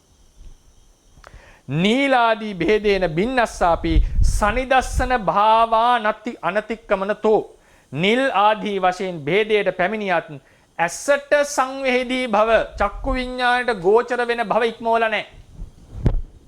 ඒ නිසා වර්ණයේ තියෙන නිල් ආදිය ඒ වර්ණ රූපේ භේද වෙනස්කම් මිසක් වර්ණ රූප භව අතහැරලා නැහැ කට්ටිය. ඒ නිසා නිල් යනු පරමාර්ථයක්, රතු යනු පරමාර්ථයක්, කහ යනු පරමාර්ථයක්. එතකොට ඒ පරමාර්ථය ඒකෙ තිබිලා තියෙනවා ද්විතීක වශයෙන් පොඩි වෙන වෙනස්කම්. හරිනේ? ඒ නිසා පාට කියන පොදු ලක්ෂණයෙන් හිතන්න හැම එකක් කෙරෙහිම. එතකොට මේ පරමාර්ථ භාවය ප්‍රකට වෙයි. මොකද නිල් උනා කියලා, රතු උනා කියලා, කහ උනා කියලා ඇහැට නොපෙනී යන භව ඉක්මවලා නැහැ. පාටක් නැවිලා නැහැ. හැබැයි ඊට පස්සේ නිල් කියලා කියන්නේ හිතෙන් ගොඩනගාගත්ත, රතු කියලා කියන්නේ හිතෙන් ගොඩනගාගත්ත එකද? නෑ. ඒක පැහැදිලිවම පේනවා අපිට ඩිස්ටින්ක්ෂන් එක. ඒක වෙනස අපිට පේනවා. ඇහැට දැනෙනවා ඒක. ඒක 아무තෙන් හිතන්න ඕනේ නෑ. ඒක තිරිසනාටත් දැනෙනවා. කුඩා ළමයටත් තේරෙනවා. නිල් කහ කියලා දන්නේ නැතුණත් අපිට තේරෙනවානේ මේ දෙක වෙනස් කියලා. අපි ජීවිතේ අහපු නැති පාට තියෙන්න පුළුවන්. පාට දැනගත්තට පස්සේ විතරක් නෙමෙයිනේ පාට පෙනුනේ අපිට. අපේ දෙමව්පියෝ අපිට මේක නිල් මේක රතු කියනකොට එතකොට නෙමෙයිනේ නිලු රතුයි කැඩිලා පෙනුනේ. මේක නිල් මේක රතු කියනකොට අපිට තේරෙනවා මේක පාට දෙකක් කියලා. හැබැයි අපිට ඒ වෙනකම් පෙනී තිබුණේ ඔක්කොම එක පාටින් නම් අම්මා නිල් හා මේක රතු කියනකොට අහනවා මොකද්ද මේකේ වෙනස කියලා අපි අහන්න බෑ. ඒ කියනකොට මේක නිල් මේක රතු කියලා අපිටම දැනෙනවා මේක වෙනස් මේකට වඩා. ඒ නිසා තමයි අපි ඒක පිළිගන්නේ ප්‍රකාශනය. නැත්නම් අපිට කුඩා කාලේ මේක නිල් මේක රතු මේක කොළ කියලා කියනකොට ඒ වෙනකොටම අපිට වෙනස පැහැදිලි වෙලා තියෙනවා. ඒ නිසා අපි පිළිගත්තේ. හැබැයි එකම රතු දෙයට කිව්වනම් මේක නිල් මේක රතු මේක කළු කියලා පොඩි ළමයා අහනවා මොකද්ද වෙනස? කියලා එයා කෙලින්ම අහනවා ප්‍රශ්න. ඒ කියලා දෙන වෙලාවේ නෙවෙයිනේ කැපිලා පේන්න පටන් ගත්තේ. කලිනුත් ඒක පෙනිච්ච දෙයක් නේ. ඒ නිසා නිල් රතු කොළ කහ කියලා කියන්නේ ප්‍රඥප්ති භේදයක් නොවේ. වර්ණයේම තියෙන තවත් අනුලක්ෂණ කීපයක්. ඊට පස්සේ තුන්වෙනි පිටුවේ එන්න අපි 1 2 3 වෙනි ඡේදයට මම කියන අර මුල පේලිය අතහැරලා රූපයන් කෙරෙහි ඇති තෘෂ්ණාව කියන වචනයට එන්න. රූපයන් කෙරෙහි තෘෂ්ණාව සත්වයන්ගේ ප්‍රබල කාමාශාවකි. රූපේ ආරම්මන රසය අනුව ඉෂ්ට රූපාරම්මනේ අනිෂ්ට රූපාරම්මනේ සහ මධ්‍යස්ථ රූපාරම්මනේ වශයෙන් තෙවද රූපාරම්මනේ තෙවදාරු. මේ වර්ණයේ තියෙනවා ඉෂ්ට බව, මධ්‍යස්ථ බව, අනිෂ්ට බව කියලා එකක්. ඒක වර්ණයේ ඇතුලේ තියෙන එකක්. දැන් වර්ණය කියලා කිව්වේ කලාපයේ තියෙන ගුණයක් කියලා කියවනේ අපි. කලාපයේ සතු ගුණයක්. ඒ වර්ණ රූපයේ තියෙනවා ඉෂ්ට අනිෂ්ට මධ්‍යස්ථ බව. තවත් සියුම් වෙනවා මේක. ඉෂ්ට අනිෂ්ට මධ්‍යස්ථ බව. ඒක මම කතා කරනවා ආරම්මන කියන මාතෘකාවේදී මොකද්ද මේ ආරම්මන රසය? ආරම්මන රසය ඉෂ්ට අනිෂ්ට මධ්‍යස්ථ භව එකපාරටම අපිට හිතන දෙයක් තමයි මේක අපේ රුචිකත්වයේ මත තීරණය වෙන දෙයක්ද? තේරවාදයේ හැටියට බුද්ධ දේශනාවේ හැටියට ධර්මයේ සතු ගුණයක් තමයි ඉෂ්ට අනිෂ්ට මධ්‍යස්ථ බව. හැබැයි ඒකෙන් කියවෙන්නේ නැහැ ඉෂ්ට දේ හැමතිස්සෙම ඉෂ්ට ලෙසත් අනිෂ්ට දේ අනිෂ්ට ලෙසත් ගන්නවා කියලා. පුද්ගලයාගේ දායකත්වයේ තියෙනවා. අපේ ආසාවල්, අපේ කල්චර් එක, සංස්කෘතික බලපෑම, අපි හැදිච්ච හැටි, අපේ නුවණ, අපේ ආධ්‍යාත්මික දියුණුව මේ සියල්ල බලපාන. කෙලෙස් උත්සන්න බව, නුවණේ තියෙන දුර්වලතාවය. එතකොට සමහරවිට අනිෂ්ට දේවල් සැබවින්ම අනිෂ්ටයයි සම්මත දේවල් ඉෂ්ට ලෙස සලකන්නටත් සමහර ලෝකයේ ඉෂ්ටයයි සම්මත දේවල් අනිෂ්ට ලෙස සලකන්නටත් මධ්‍යස්ථ ලෙස සලකන්නටත් හේතු වෙනවා. දැන් රහතන් වහන්සේ කියන කෙනා ඉෂ්ට රූපේ මධ්‍යස්ථ වෙනවා. ඉෂ්ට රූපේ අනිෂ්ට ලෙස දකින්න හැබැයි අර දෝමනස්සේ හටගන්නේ. එතන ભેදේ කතා කරනවා අපි. කොහොමද අපි දැත් කතා කරා වේදනාවට බලපාන හැටි ඉෂ්ට අනිෂ්ට භාවයේ ඉෂ්ට ලෙස අනිෂ්ට ලෙස දැකීමයි අනිෂ්ට රසයේ විඳීමයි දෙකක් කියලා කියනවා. ඉතින් එතකොට ඒ වගේ එතන පොඩි සියුම් බෙදීම කතා කරන්නට ඕනේ. ඒ නිසා පුද්ගල ප්‍රතිබද්ධවත් ඉෂ්ට අනිෂ්ට වශයෙන් අරමුණ දැකීම කියලා එකක් තියෙනවා. හැබැයි ඒකෙන් කියන්නේ නෑ සියලු අරමුණු වල තියෙන ඉෂ්ට අනිෂ්ට භාවයේ පුද්ගල ප්‍රතිබද්ධයි කියලා. ඒකට දේශනාවෙම ඔප්පු කරන්නට පුළුවන් අපිට. දේශනාවේ මේ කතර කතා කරන්න. ඒක මම ආරම්මන විභාගයේදී කතා කරනවා දීර්ඝ වශයෙන්. මේක සම වෙනම මාතෘකාවක් වශයෙන් කතා කරේ. ඉතින් තේරවාදයේ හැටියට රූපාරම්මණයේ තියෙනවා මේ ඉෂ්ට භව, අනිෂ්ට භව, මධ්‍යස්ථ භව. ඒකට කියනවා ආරම්මන රසය කියලා. ඉෂ්ඨාරම්මන රසය ඇති කල්හි රූපාරම්මණී ඉෂ්ට ලෙසත්, මධ්‍යස්ථාරම්මන රසයක් ඇති කල්හි මධ්‍යස්ථ ලෙසත්, අනිෂ්ඨාරම්මන රසයක් ඇති කල්හි අනිෂ්ට රූපාරම්මන ලෙසත් සලකනවා. ඒක හැම මේකටම වළංගු වෙනවා. හැම ධර්මයක හැම අරමුණකටම අපි ඒක ඇප්ලයි කරනවා. සෝරි. ඉතින් ඒක නිසා ඒකෙදි තව පොඩ්ඩක් මම අවසානයේදී ගන්නවා මේ පොඩි මාතෘකාවක් මේ තව දවස් දෙකකින් විතර ආරම්මන රසය කියන එක පොඩ්ඩක් හැඳින්වීමක් ලෙස ගන්නවා. රස රූපේ එක්ක. මොකද රස ආරම්මනේ ආරම්මන රසය. මේක පැටලෙන්න පුළුවන්. රස රූපේ රස ආරම්මන රසය. රස ආරම්මනේ ආරම්මන රසය. දෙක වෙනස පැහැදිලි කරනවා. එතන මතක තියාගන්න ඕනේ අපි කියන ඉෂ්ට අනිෂ්ට මධ්‍යස්ථ කියලා කැඩුවානේ. තව බෙදීමක් වෙනවා අති ඉෂ්ට ඉෂ්ට මධ්‍යස්ථ අනිෂ්ට අති අනිෂ්ට. පහකට කඩන්න පුළුවන්. ඒ පහකට කඩන තැන අපිට හම් වෙන්නේ සම්තිරණ සිත විස්තර කරනකොට. සෝමනස්ස සම්තිරණේ අරමුණ අතිෂ්ඨ ආරම්මණය. කුසල විපාක. කුසල විපාක උපේක්ඛා සම්තිරණේ අරමුණ ඉෂ්ඨ ආරම්මණය. අති අනිෂ්ඨ ආරම්මණය. මෙහෙම කඩනවා අපි. එහෙම කඩනවා. එතකොට මධ්‍යස්ථ ආරම්මණය ඒකෙදි ඒ කතාවේදී ඒ බෙදීමේදී මධ්‍යස්ථ ආරම්මණය කියන එක ඉවත් වෙනවා. ඒකෙදි මධ්‍යස්ථ ආරම්මණය ඉවත් වෙනවා. ඒ වගේ ආරම්මන බෙහෙදේ කතා කරන ක්‍රම කීපයක් අපිට තියෙනවා. ඒක අපි පසුව කතා කරගමු. දැනට කියන්නට තියෙන්නේ රූපාරම්මනේ ඉෂ්ඨ අනිෂ්ඨ මධ්‍යස්ථ ලෙස කඩන්නට පුළුවන්. හැබැයි කර්ම විභාගයෙන් බලනකොට අපිට හම් වෙන්නේ ඉෂ්ඨ ආරම්මණය සහ අනිෂ්ඨ ආරම්මණය කියන බෙදීමක්. ඊට පස්සේ එනවා මේ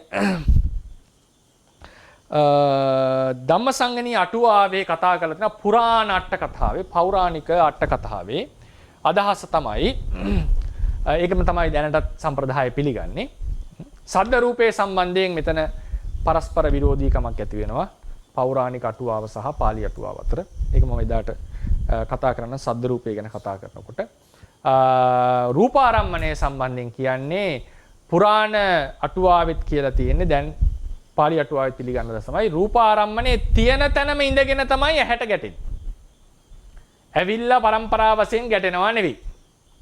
නවීන විද්‍යාවට වර්ණය කියනම ආලෝකයනේ. ආලෝකයේ ගුණයක් නේ. ආලෝකයලා ගැටෙන්නේ. යම් වස්තුවක වැදිලා පරාවර්තනය වෙලා ගැටෙනවා. යම් ආලෝක ටිකක් අවශෝෂණය වෙනවා ඒ වස්තුවේ පෘෂ්ඨයට. ඒ පෘෂ්ඨයට අවශෝෂණය වුණාම ඉතිරි ටික තමයි ගැටෙන්නේ. ඒ ටික තමයි පාට. ඒතර පාට යනු අවශෝෂණය නොකලපු ටික.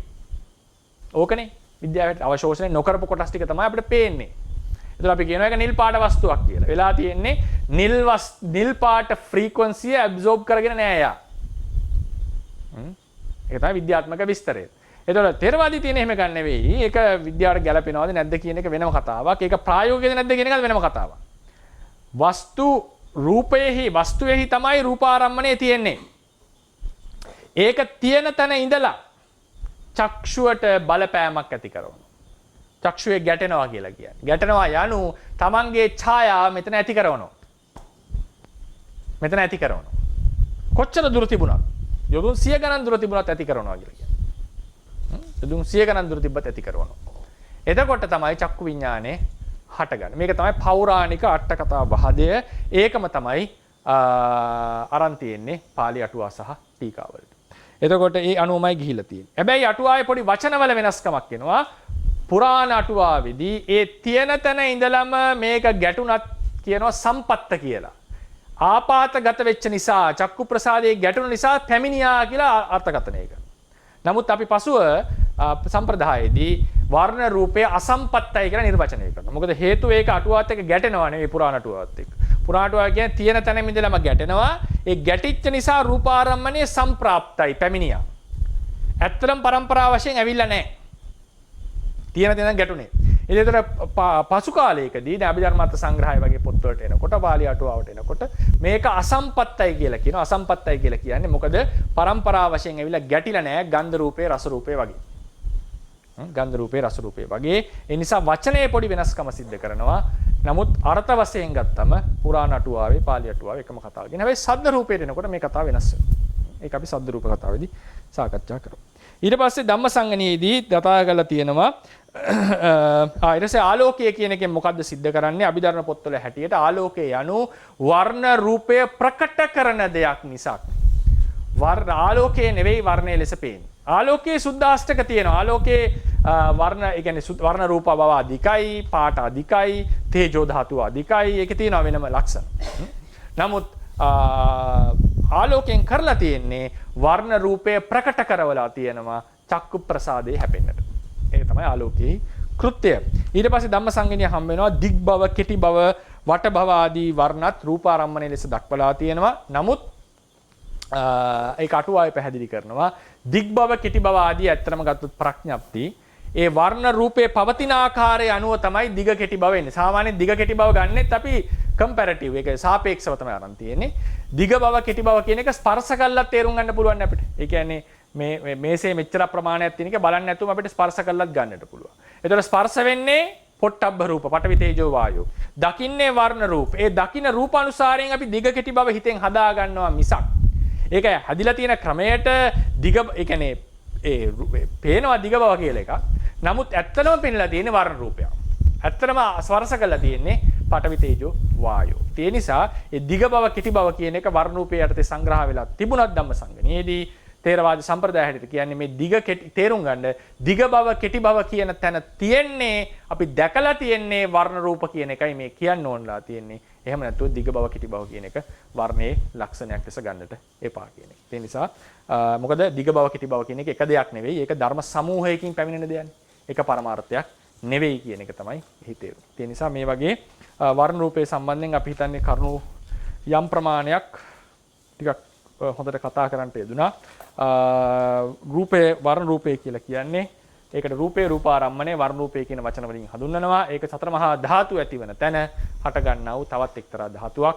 ඒක චක්කු ප්‍රසාදයට සංවේදී චක්කු විඥානයේ විසින් මේ වර්ණ රූපය දැනගන්නවා. ඒ වගේම උපාදාය රූප ගැනත් අපි යම් කෙටි නිර්වචනයක් සිද්ධ කරන්නට යෙදුනා. අනිත් දවසේදී මම ගන්ධ රූපය, රස රූපය, ඕජා රූපය කියන ඒවා පිළිවෙලින් කතා කරන්න බලාපොරොත්තු වෙනවා. අපි දේශනාව අවසන් කරනවා. ප්‍රශ්න අහන්නට අවස්ථාව ලබා දෙමු. අවසරයි ස්වාමීන් වහන්සේ, මම සංඥා ඔබ වහන්සේගෙන් අහන්නේ දැන් අපි ඇසට ගෝචර වෙන රූපය වර්ණ රූපය කියලා මම අහලා තියෙනවා වර්ණ සංඨාන කියලා. වර්ණය විතරක් නෙමෙයි ඒ වර්ණය ගුලියක් වගේ හරි එහෙම පේනවා නම් එතන සටහනකුත් තියෙනවා නේද? ඒ කියන්නේ දැන් ඔබ වහන්සේ කිව්වට දිග බව කෙටි බව කියන එක මේ ස්පර්ශයට ගෝචර වෙන එකක් කියලා කිව්වා හින්දා මම මේක අහන්නේ. මේ වර්ණය කියලා කිව්වට අපිට ඒ එක්කම යම් කිසි හතරස් රවුම් ඒ වගේ සටහනොත් අපිට ගෝචර වෙනවා නේද ඇසෙන් කියන එක. ඔව් ඒකෙදි මම කිව්වත් කියන්න ඕනේ මට වචනේ පැටලෙන්න ඇති. දිග් බව කෙටි බව කියන එක ඇත්තටම කියන්නේ ඒක කයට දැනෙනවා කියන එක නෙවෙයි කය හරහා දැනීමෙන් දැනගන්නවා කියන එක මට කියන්න ඕනේ.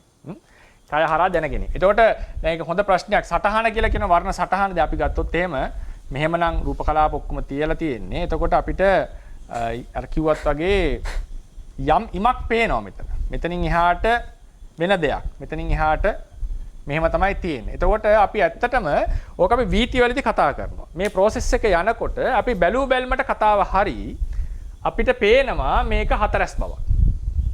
මේකේ හතරස් බවක්. තේරවාදයේ හැටියට අපි කියන්නේ ඉස්සල්ලාම කරන්නේ චිත්ත වීතියක් පහළ වෙනවා process එකක්. ඒකෙදි අපි මේ තියෙන වර්ණ ටික දකිනවා. ඊට පස්සේ නැවත ඒක process කීපයක් යනකොට නැවත මේ වර්ණය නැවත අපි ගර ගන්නවා හිතේ. අරගෙන යනකොට එක වෙලාවක මේ වර්ණ ටික ඉතා හොඳින් නැවත අර ගන්නවා. නිකන් අර කැප්චර් කර ගන්නවා හිතේ. ඒ කැප්චර් කර ගන්නකොට අපිට ප්‍රකට වෙනවා අපේ ඇහැට ඒක එකපාර නෙවෙයි කීප වේගෙන් යනකොට මේක මේ හරියට තියෙනවා මේ නිල් පාට මේ හරියට තියෙනවා මේ වගේ ඉම් ටික පේන්නට පටන් ගන්නවා අපිට. තාම පෙන්ලා තියෙන්නේ වර්ණය. ඉම් ටික පේන්නට පටන් ගන්නවා. ඊට පස්සේ අපේ හිත සමර්ථ වෙනවා මේක වෙනයි කියන ඩිස්ටින්ක්ෂන් එක ඇති කරගන්නට. මේ කතාව එන්නේ ඒකේ ෆන්ඩමෙන්ටල් එක මෙහෙමයි. මේ මුල් අවස්ථාවේදී වර්ණය දැකගෙන යනවනේ. මේ සිත්වලට තියෙන දැනීමේ හැකියාව දුර්වලයි කියලා අපි කියනවා. දැනීමේ හැකියාව දුර්වලයි. ඒ නිසා වටභව සතරස් භව කියන එක අපි තේරුම් ගන්නේ නැහැ හිතෙන්. අපි කරලා තියෙන්නේ වර්ණ රූපය අරගන්න එක. හැබැයි මේ වර්ණ රූපේ පිහිටලා තියෙන යම් ක්‍රමයකට. ඒක වෙනම කතාවක්. සංවේදී වෙලා තියෙන පාටට. ඒ සංවේදී වෙලා තියෙන රූපේ හැදිලා තියෙන ක්‍රමයට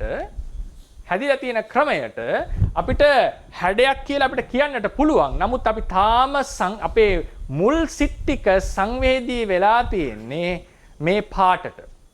එතකොට මේ හැඩය පරමාර්ථ වශයෙන් පවතිනක්ද කියලා ඇහුවොත් අවකාශයේ රූප ටික පවතින ක්‍රමයට අපි කැප්චර් කරනකොට ඒක අපිට දැනෙන විදිහක් මිසක් මේ හතරස් භව කියන එක පරමාර්ථ වශයෙන් පවතින දෙයක් නොවේ. හතරස් භව යනු වර්ණ රූප අවකාශයේ පවතින විදිහට අපේ සිත දකින ක්‍රමය. දැකලා තියෙන්නේ වර්ණ රූපේ තාමත්. දැකලා තියෙනවා. ඒක හැදිලා තියෙන විදිහට අපිට කොටුවක් ලෙස පේනවා. ඒ නිසා මේක අර දැන් මිනිස්සයා කියන අදහසටත් වඩා මෙහා තියෙන එකක්. ওই ප්‍රඥප්ති වල තියෙනවා බේසික් සෙකන්ඩරි කියලා ලෙවල් එකක්. දැන් අපි කෙලින්ම මිනිස්සයා කියන අදහස ගත්තොත් ඒක ගොඩාක් ලොකු ඒ කියන්නේ දැනුමකින් එන අදහසක්. මිනිස්සෙක් කියන අදහස. මේක විස්තර කරගන්නට පුළුවන්.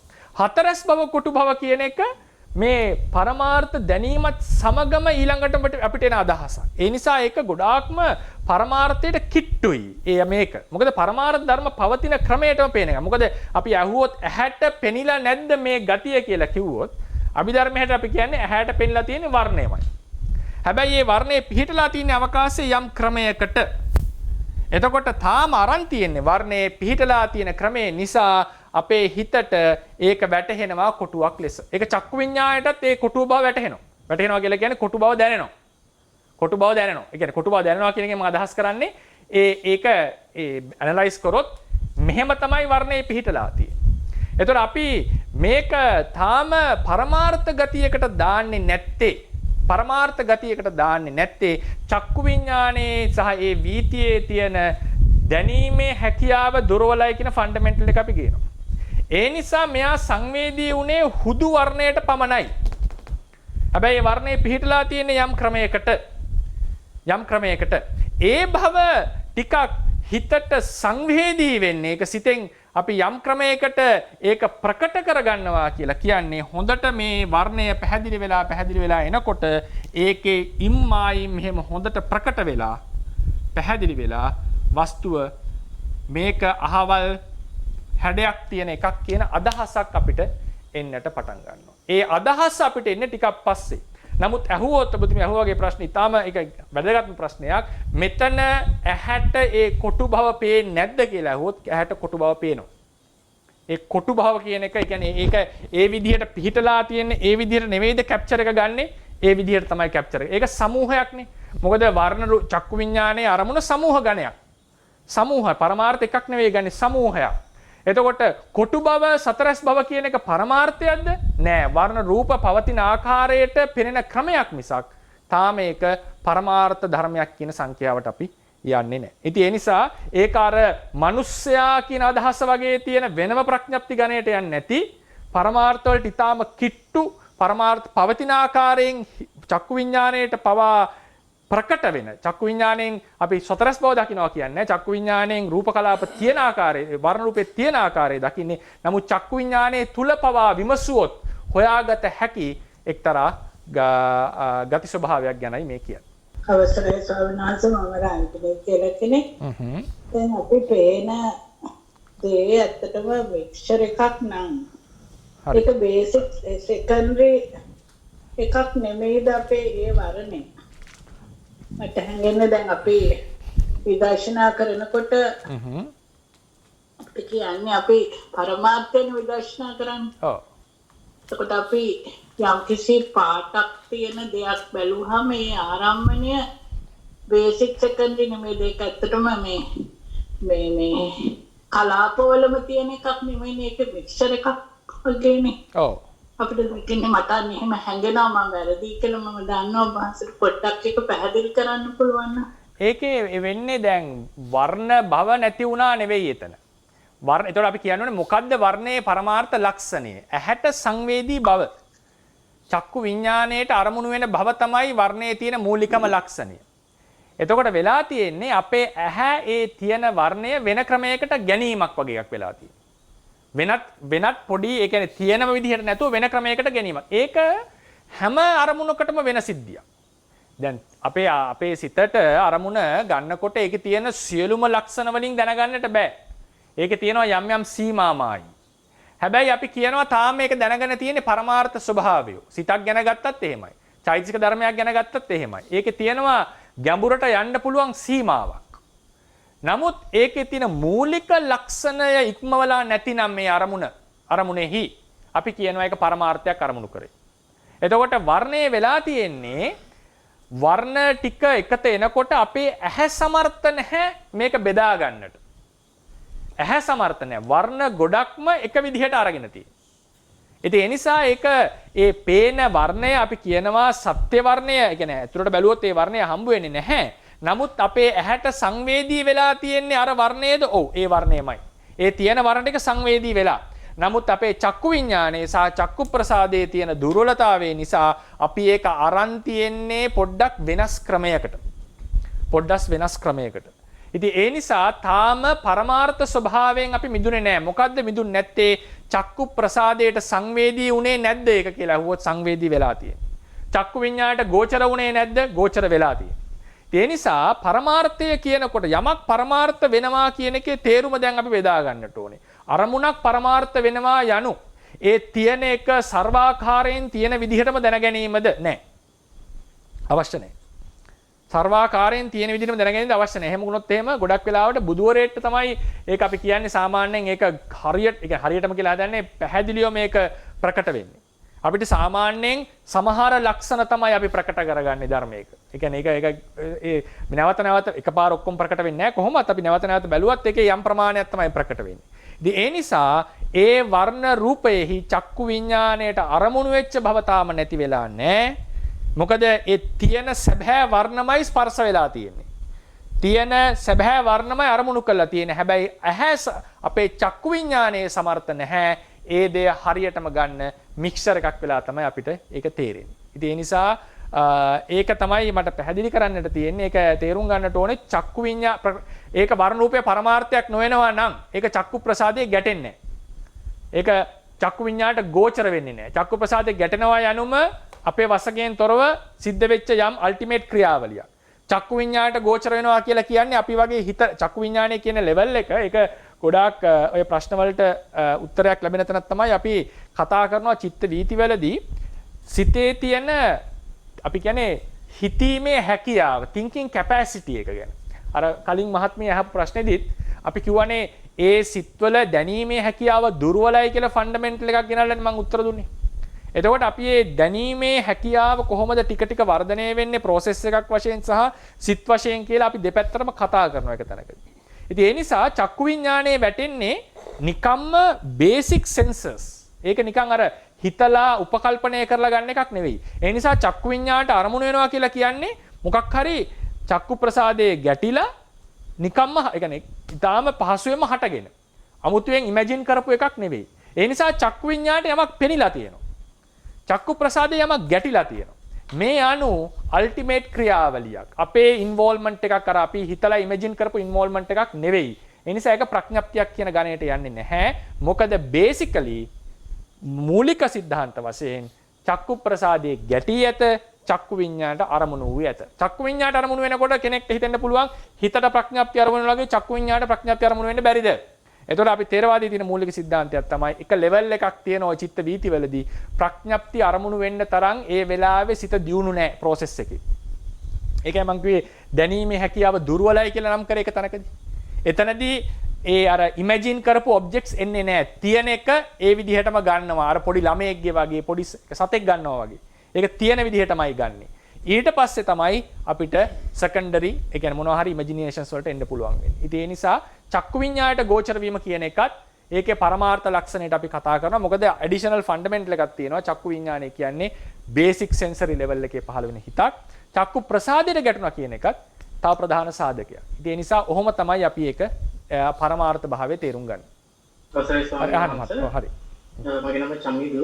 හරි. ඇත්තටම අද දේශනාව සම්බන්ධයෙන් මේ වෘජුවම මේ දේශනාවට සම්බන්ධ වෙන්නේ මේ ප්‍රශ්නේ. හැබැයි කියන්නේ පරමාර්ථ පිළිබඳව තමයි මේ ගැටලුමට ඇත්තටම තියෙන්නේ. මම මේක මේ වැරදි දෘෂ්ටියක් කියලා ඇත්තටම දන්නවා. මට පොඩ්ඩක් ඕන වහන්සේගෙන් පැහැදිලි කිරීමක් ලබා ගන්න.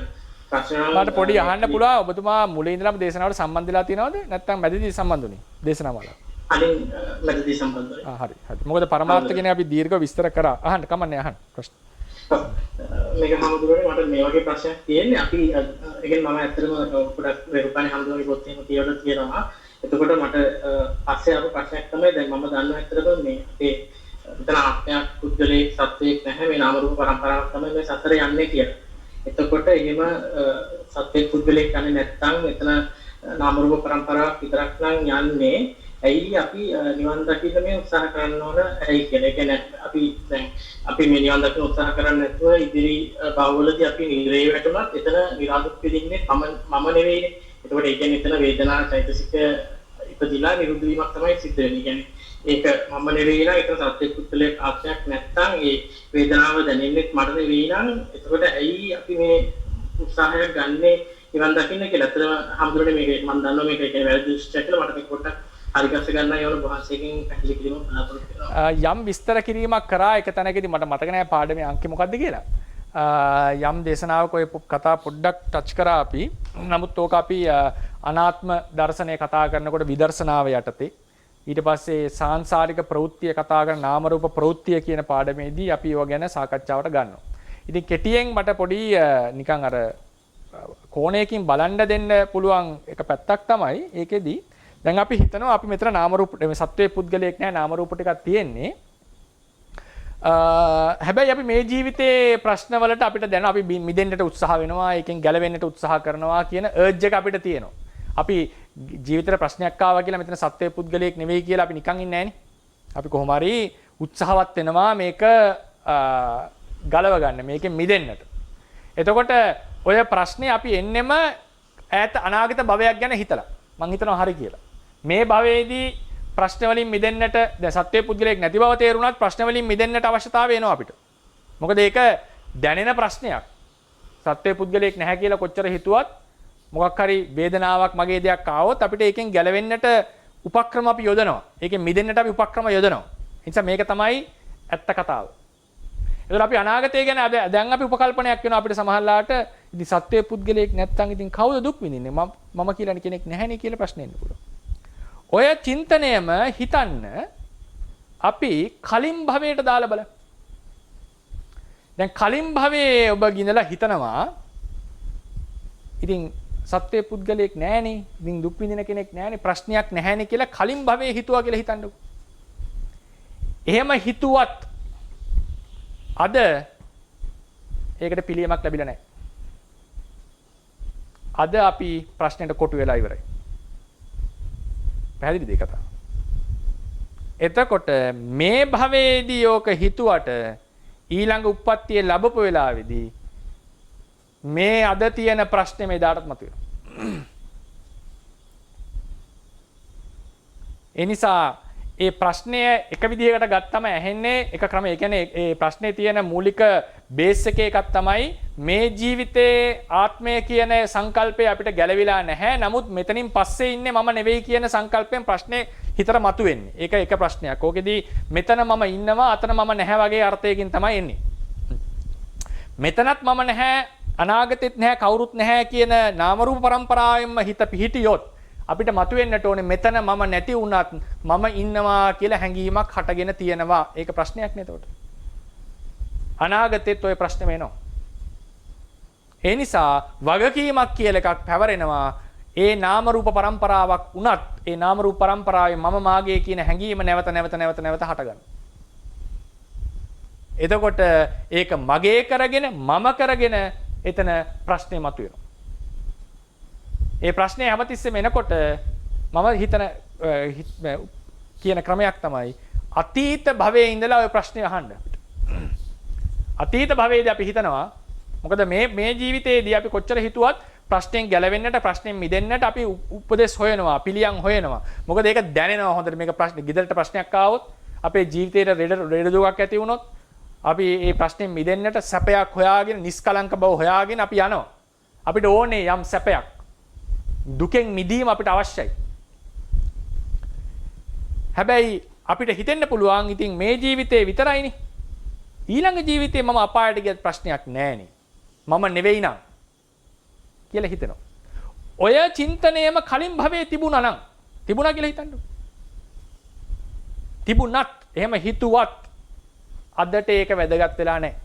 අද දැන් මෙතන ප්‍රශ්නෙට මැදි වෙලා තමයි. ඒ විදිහටමයි අද මේක හිතුවත් ඊළඟ භවෙත් ඔය විදිහටම ප්‍රශ්නෙට මැදි වෙනවා. ඒ නිසා මෙතන වගකීම කියලා දෙයක් පැමිණෙනවා. හේතුව මොකද්ද? මම නොඋනට, මාගේ නොඋනට, ආත්මේ නොඋනට ඒ මම මාගේ කියන හැඟීම උපද. ඊළඟ තව කරුණක් තියෙනවා. ඒක මම ඒ අනාත්ම කතාවෙදිම කතා කරන්න. දැන් ඕක කතා කරන්න ගියොත් ඕක ටිකක් කොම්ප්ලිකේට් වෙන්නට පුළුවන්. ඒක නිකන් අදහස පැහැදිලි වෙන්නේ නැති වෙන්න පුළුවන්. මෙතන තියෙනවා අනාත්ම භව ඇත්ත. සත්වයක් නැති භව ඇත්ත. හැබැයි බුදුරණස් එක තැනක කියනවා මේක ගල් අර මිනිස්සු අහනවා අජේතවනාරාමයට ඇවිල්ලා මිනිස්සු දර කඩන් යනකොට මහණෙනි ඔබලාට කේන්තියක් කට ගන්න නැහැ නේ. මගේ ඇඟ කඩනවා, මගේ කකුල් කඩනවා කියලා කේන්තියක් ඉන්නේ නැහැ. ඒ වගේම ඔබගේ අතපය කැඩුවත් ඒ විදිහට හිතන්න පුරුදු වෙන්න කියලා.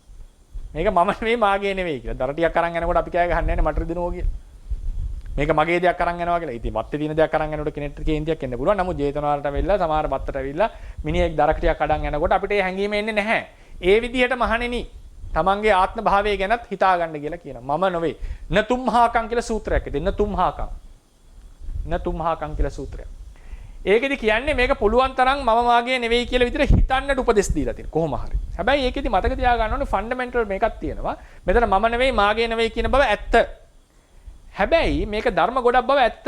මේ අපි කියන නාම රූප දෙක මේ ඒකත්වයේ මේ ධර්ම ටික මේ ගල් බොරළු ගොඩක් වගේ දෙයක් නෙවෙයි.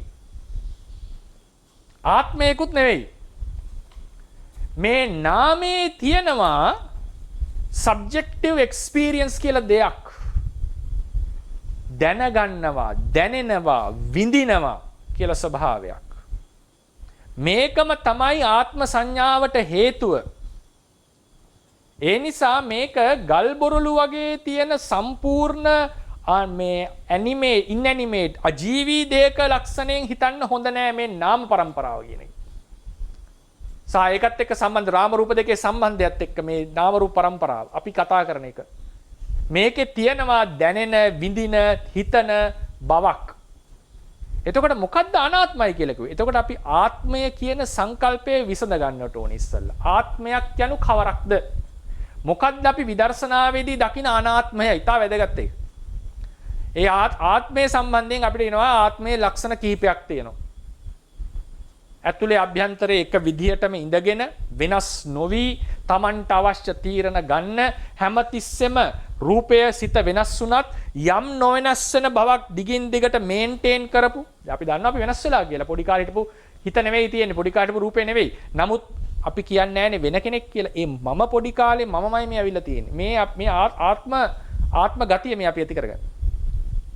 මේ තමයි ආත්ම සංඥාව. එතකොට අර ගල් බොරළු ටික සත්වයක් නැහැ කියන එක අපිට ප්‍රකටයි.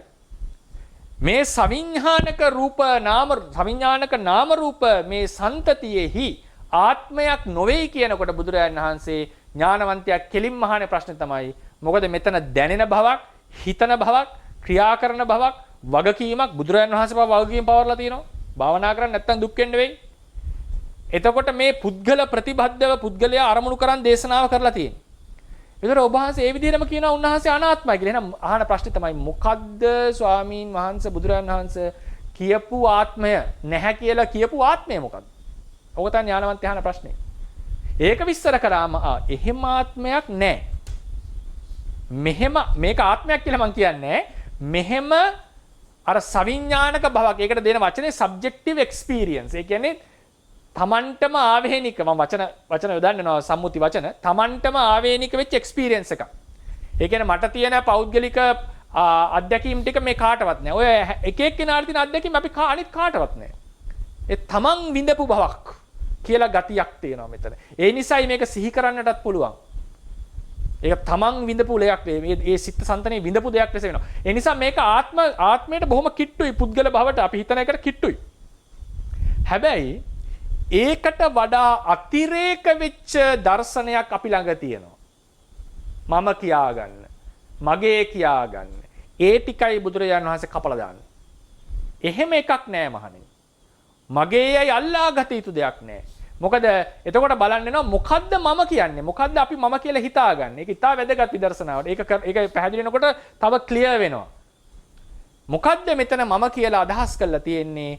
ඒ තමයි උද කීපයක් කිව්වොත් එහෙම වෙනස් නොවි දිගටම පවතින වෙනස් වෙනවා කියන එක මම අදහස් කරන්නේ මේ කායික මානසික වෙනස්කම් නැහැ කියන එක නෙවෙයි. ඒ හැම තැනකදීම යම් එලිමන්ට් එකක් පැවතිලා තියෙනවා. ඉන්නේ පොඩි කාලේ මම්ම තමයි මේ ඉන්නේ කියලා හිතන්න. ඊට පස්සේ අවශ්‍ය පරිදි තීරණ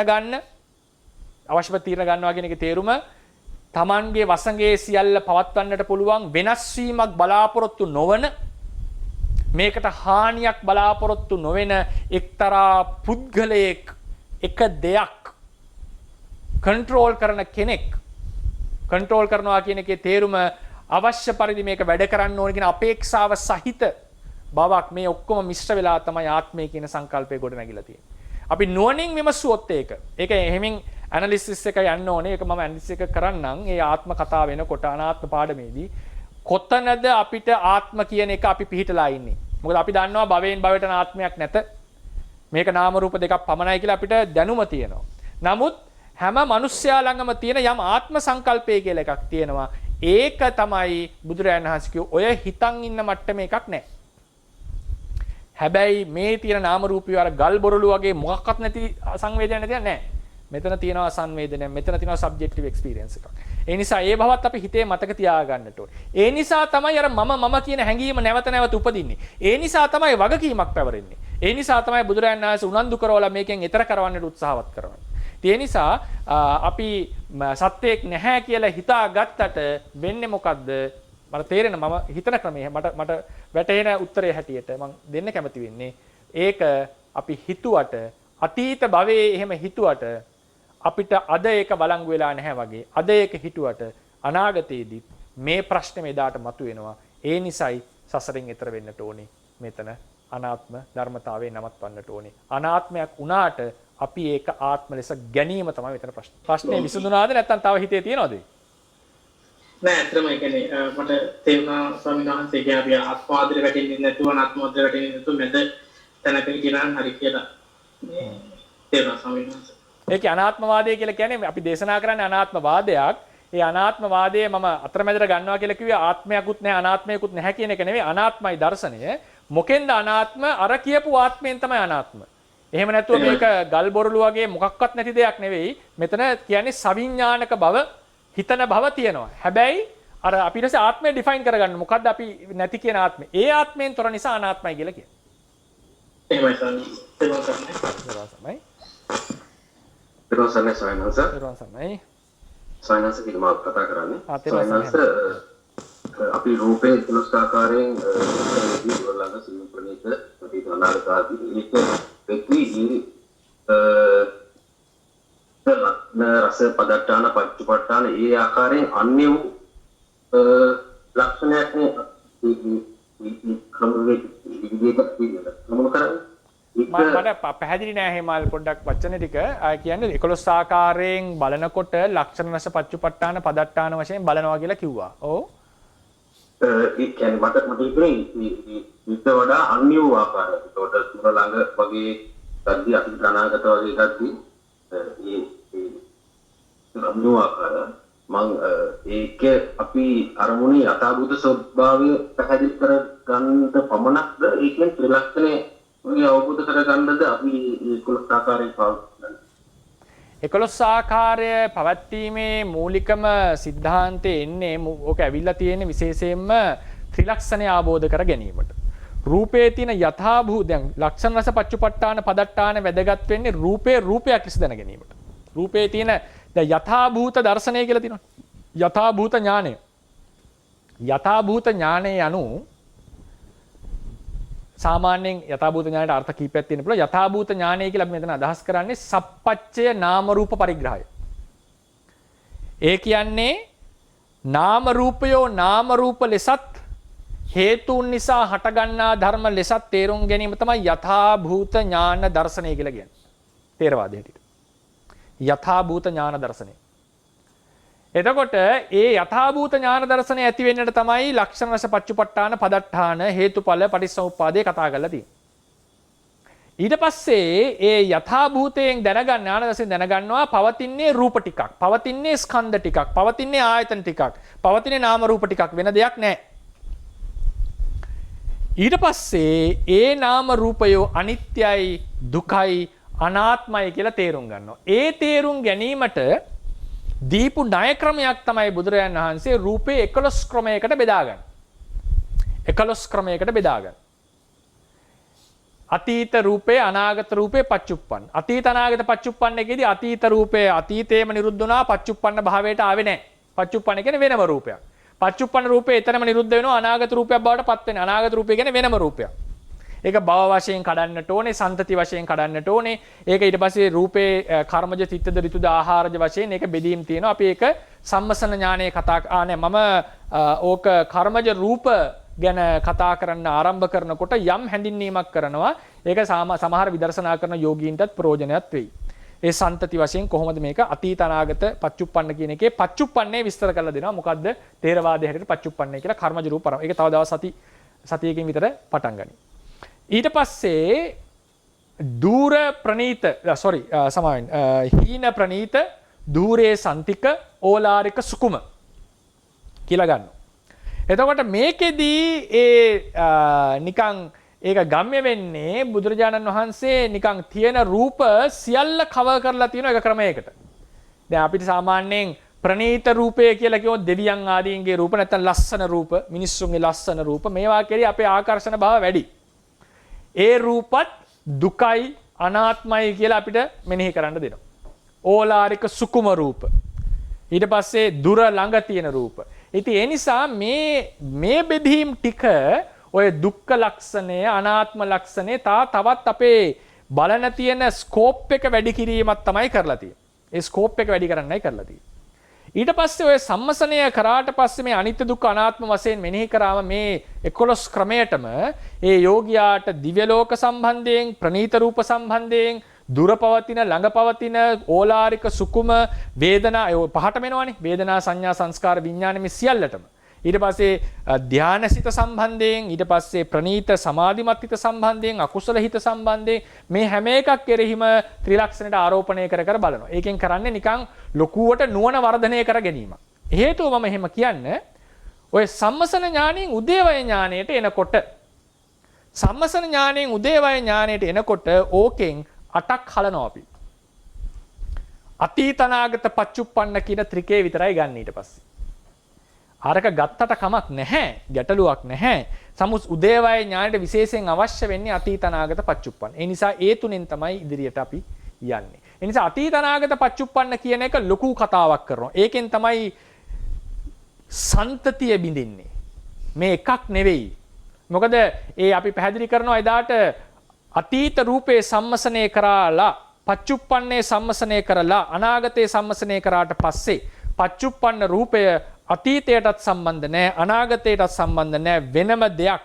අර බිල්ඩින් බ්ලොක්ස් ටිකක් එක ළඟට තිබ්බම දුරින් ඉඳන් බලනකොට එක දෙයක් ලෙස පෙනුනට ළඟට ඇවිල්ලා බලනකොට වෙන වෙනම බ්ලොක්ස් වගේ පේනවා වගේ මේ නාම රූපයෝ ඉපදීම් බිඳීම් සහිතයි කියන එක පච්චුප්පන්න රූපයේ, වේදනාවේ, සංඥාවේ ප්‍රකට වෙන්නට පටන් ගන්නවා. ඒ නිසා අතීත අනාගත පච්චුප්පන්න භේදේ ඊටාම වැදගත් මේ සන්තතියේ බිඳින්නට. හීන ප්‍රනීත ආදී වූ බෙදීම ඒ තරම්ම දහයකත්වයක් දෙන්නේ නැහැ. නමුත් ඒ වයිඩර් ස්කෝප් එකෙන් බලනකොට ත්‍රිලක්ෂයට ආරෝපණය කරලා ලොකු කෙලෙස් සංසිඳීමක්, ඇලීම දුරුවීමක්, මමත්වයේ දුරුවීමක්, ප්‍රාර්ථනා නැතිවීමක් වගේ ලොකු කතා ගොඩක් සිද්ධ වෙනවා. ඒ නිසා මම මේක කියන්නට හේතුව අපිට කියනවා සම්මස්තණයෙන් උදේවයට එනකොට අර ටික පැත්තකින් තියලා මේ අතීත අනාගත පච්චුප්පන්න භේදයට විතරක් හිත යොමු කරන්න. ගත්තට කමක් නැහැ, අවශ්‍ය වෙන්නේ මේ ටිකයි. මොකද උදේවය ඥාණයෙන් සන්තතිය බිඳලා තමයි භංග ඥාණයෙන් ඉදිරියට අපි යන්නේ. ඒ නිසා ඒකට තමයි මට හිතන්නේ, මම හිතනවා උත්තරේ පැහැදිලි, ඒක තමයි බලාපොරොත්තු වෙන්නේ කියලා මම හිතනවා. හරි. එතන ස්වාමීන් වහන්සේ දේශනා කරා මේ මෙතන සතිපත්තියෙන් කියුනේ උපයෝගත් කියන්නේ ဒုတိ ය විභක්තියේ තමයි අර්ථ ගන්න ඕනේ. සම්බන්ධාර්ථයක් නෙවෙයි කියලා. ඔව්. මේ මෙතන ඒ සංසේ දේශනා කරේ මේ අර පරමාර්ථ වශයෙන් ගත්ත උපාදාය රූපයන්ට විතරක්ද නැත්නම් අර අනිෂ්පන්න වශයෙන් තියෙන රූපත් මේ සම්බන්ධාර්ථයට ගන්නෙ නැද්ද කියන එක ප්‍රශ්නයක්. ඊට පස්සේ උපාදාය රූප ඇසුරු නොකරයි කියලා. එතකොට මේ උපාදාය රූප උපාදාය රූපයන්ව වෙන කවුරුත් ඇසුරු කරන්නේ නැහැ නේද? ඔව්. තමන්ට අයිති උපාදායම රූපයන් ඇසුරු කරන්නේ නැහැ කියන එක කියලා අදහස ගත්තේ සංස. එතකොට අනිෂ්පන්න රූප, වර්ණ රූප ආදී ඒ පරමාර්ථ වශයෙන් ගන්න උපාදාය රූප ඇසුරු කරන්නේ නැද්ද? ඒක එක කාරණාවක්. ඒක ඊළඟ එක උපාදාය රූපයන් මහා භූත රූපයන් ඇසුරු කරන්නේ උපදින්නටද පවතින්නටද නැත්නම් මේ වෙනත් කාරණාවක් උදෙසාද කියන කාරණා. බොහොම පිං. එතකොට ඒකේ ව්‍යාකරණ ප්‍රශ්නයක් ඇහුවේ පළවෙනි එක. උපා ඒකේ තියෙනවා අර ධම්මසං ඒ පළවෙනි හෑන්ඩ් අවුට් එකේ පළවෙනි අධෝලිපිය ෆුට්නෝට් එක. චතුන්නම් මහා භූතානං උපාදාය රූපන්ති උපයෝගත්තේ සාමි වචන. මේ කියන්නේ මහා භූතානං කියන එකේ තේරුම මේ සාමි වචනය කියලා කියන්නේ චට්ටි ගේ කියන අර්ථය. ධර්මයන්ගේ මහා භූතයන්ගේ උපාදාය රූප නෙවෙයි මහා භූත අපයෝගත්තේ කියලා කියන්නේ ဒုတိ ය විභක්තියෙන් තියන්නේ මහා භූතයන් ඇසුරු කරගෙන චත්තාරි මහා භූතානි උපාදාය නිස්සාය අමුංචිත්වා පවත්ත රූපන්ති අත්තු ඇසුරු කරගෙන පවතින රූප. ඔවුන්ගේ කියන එක නෙවෙයි. අනිෂ්පන්න රූප වලට આવොත් කියන්නට වෙන්නේ චට්ටි භක්තිය තමයි ගන්නෙ. මොකද හේතුව ඔවුන්ගේ විකාරයක්. වායෝ ධාතු ආදී විකාර. ඊට පස්සේ අනිෂ්පන්න රූප කියන ඒවා සැබවින්ම පරමාර්ථ ස්වභාවය නෙවෙයි. ඒවා ඇසුරු කරනවා නැහැ කියන එකට වඩා කියන්න වෙන්නේ ඒ පරමාර්ථයන්ගේ විකාර. පරමාර්ථය ඇසුරු කරනවා කියනට වඩා කියන්නේ. එතකොට අපි ඒක චට්ටි භක්තියෙන් ගත යුතු වන්නේ ඊට පස්සේ අනිෂ්පන්න රූප ලෝක බලපාන්නේ විඤ්ඤාති දෙකටයි ලහුතාදී තුනටයි. විඤ්ඤාතිය කාය විඤ්ඤාතිය වායෝ ධාතුවේ විකාරයක්, වචී විඤ්ඤාතිය පඨවි ධාතුවේ විකාරයක්, චිත්තජ පඨවි. ඊට පස්සේ ලහුතා මුදුතා කම්මඤ්ඤතා එහෙම සතර මහා ධාතු වලම විකාරයක්. ඍතුජ චිත්තජ ආහාරජ වල. ඉතින් ඒ නිසා මේ උපාදාය රූප ඒ කියන්නේ ඒ කට්ටිය ඇසුරු කරනවා කියලා කියන්නේ ඒ ඔවුන්ගේ තියෙන මහා භූතවල තියෙන විකාර ස්වභාවය කියලා අපි කියන්නේ. ලක්ෂණ රූප කියලා කියන්නේ ඇසුරක් නෙවෙයිනේ හට ගැනීමනේ. ඒ නිසා ඇසුරු කිරීමක් නෑ. ඒ නිසා අනිෂ්පන්න රූප ඒ කට්ටියව ඇසුරු කරනවා කියනවට වඩා කියන්න සුදුසු වන්නේ මොනවද ඒ කට්ටියගේ සම්බන්ධයි කියන එක. එතකොට කෙනෙක් අහනවා අනිෂ්පන්න රූප උපාදාය රූප නෙවෙයිද තේරවාදයට. උපාදාය රූප තමයි අනිෂ්පන්න රූප. එතකොට කියන්නේ එතකොට අපිට ගන්න වෙන්නේ ඒ මහා භූත අනිෂ්පන්න රූප මහා භූතවල උපාදාය නෙවෙයිද? උපාදාය තමයි. මොකද අනිෂ්පන්න රූපයක් පැනවෙන්නේ අනිෂ්පන්න රූපයක් පවතින්නේ. ඒ කියන්නේ අනිෂ්පන්න කියන විකාර ස්වභාවය පවතින්නේම මහා භූත ඇසුරු කරන්. ඒ නිසා මහා භූත ඇසුරු කරා කියලා කිව්වට වරදක් නැහැ එතන. මහා භූත ඇසුරු කරා කියලා කිව්වට වරදක් නැහැ. ගැඹුරින් ගියාම අපිට පේන්නේ ඔවුන්ගේ ස්වභාව කියන අර්ථය තමයි ගන්න සුදුසු. වඩා සුදුසු. මම ඒක තවත් විමසලා අපි ඒක එදාට සාකච්ඡා කරමු. ඒ අනිෂ්පන්න රූපයක් ආපු වෙලාවට තවත් මට දැනෙන විදිහ එක. ඊට පස්සේ මොකක්ද ඇහුවේ ආයසු? පරමාර්ථ වශයෙන් අසුරු කරන්නේ අර කට්ටියව ඉපදීමටද පැවතීමටද වෙන ඉපදීමට කියන්නේ එහෙම කියන්න වෙන්නේ. ඒ කට්ටිය නැතු උපදින්නේ නැහැ. ඉපදීමට අසුරු කරනවා කියලා කිව්වොත් කොහොමද ඉතින්? උපදින්න කලින් ඒ කට්ටිය නැහැනේ. නේද? උපදින්න කලින් ඒ කට්ටිය නැහැ. උපදීමට ඇසුරු කරනවා කියලා කිව්වොත් ඒ කට්ටිය වෙනම ඉඳලා උපදින්නට ඇසුරු කරා වගේ වෙනවනේ. ඒ නිසා කියන්න වෙන්නේ ඔවුන්ගේ ඉපැත්මට මහා භූත දායක වෙලා තියෙනවා. මහා භූත නැත්තම් ඔවුන් හටගෙන නැහැ කියලා කියන්නට වෙන්නේ.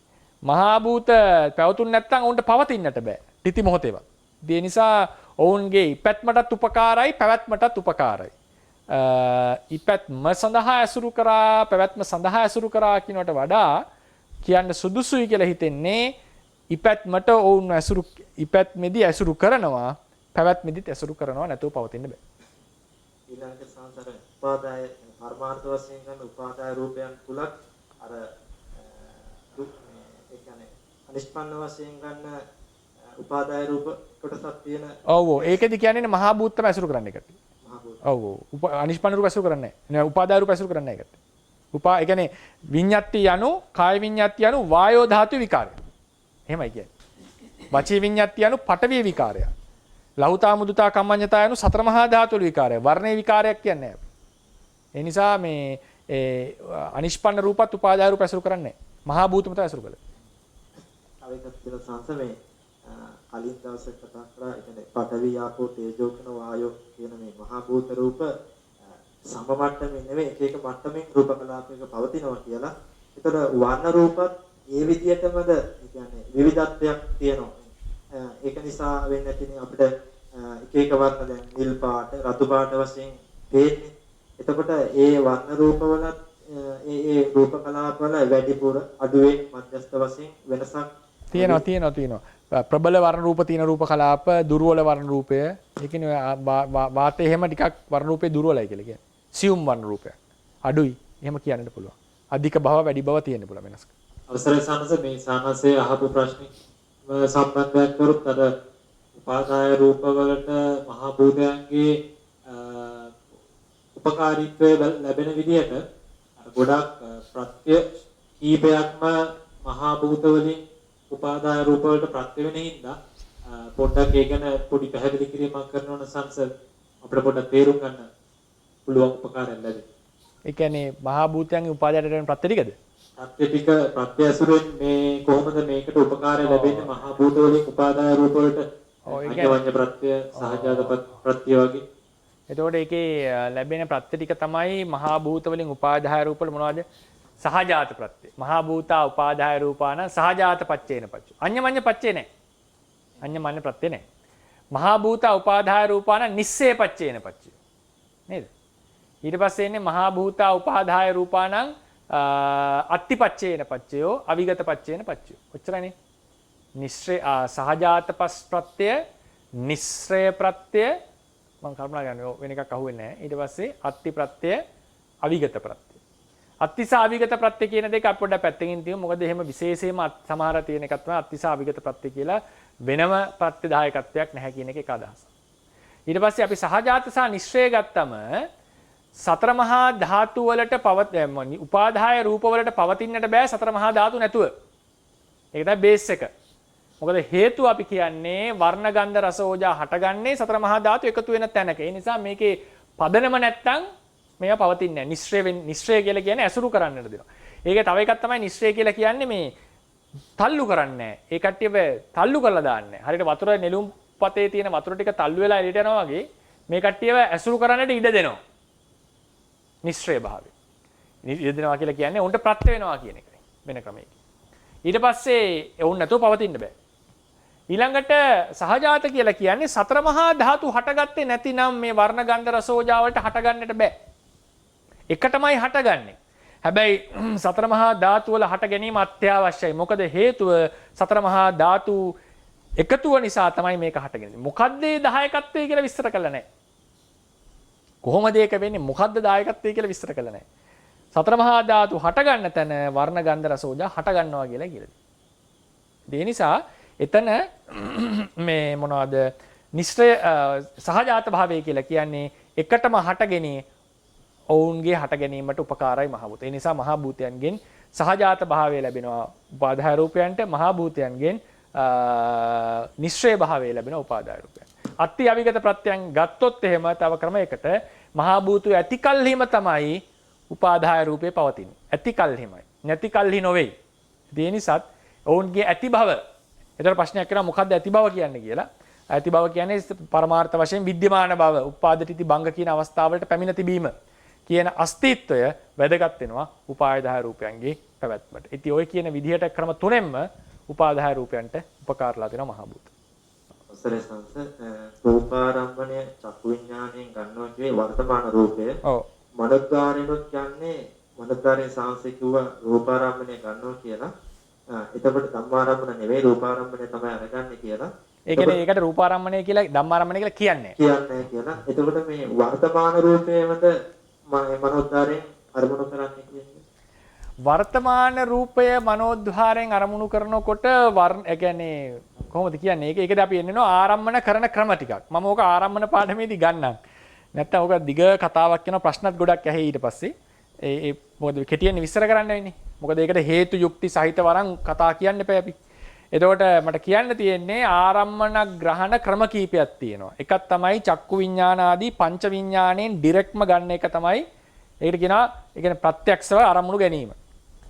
ඊට පස්සේ දෙවෙනි එක තමයි අභිඥා සිතෙන් එහෙම අරමුණු ගන්න අවස්ථාව. ඊට පස්සේ ප්‍රබල විදර්ශනාවකට ඇවිල්ලා මාර්ගඵල ලබන අවස්ථාවේ අරමුණු ගැනීමත් ඕකට විභූත ආරම්මණයක් ප්‍රධානයි. ඊට පස්සේ එකක් තියෙනවා සාමාන්‍ය ආරම්මන ග්‍රහණයක්. අපි හිතනවා දැන් රුවන්මැලි සෑය ගැන, අපි හිතනවා පිට ඉන්න කෙනෙක් ගැන.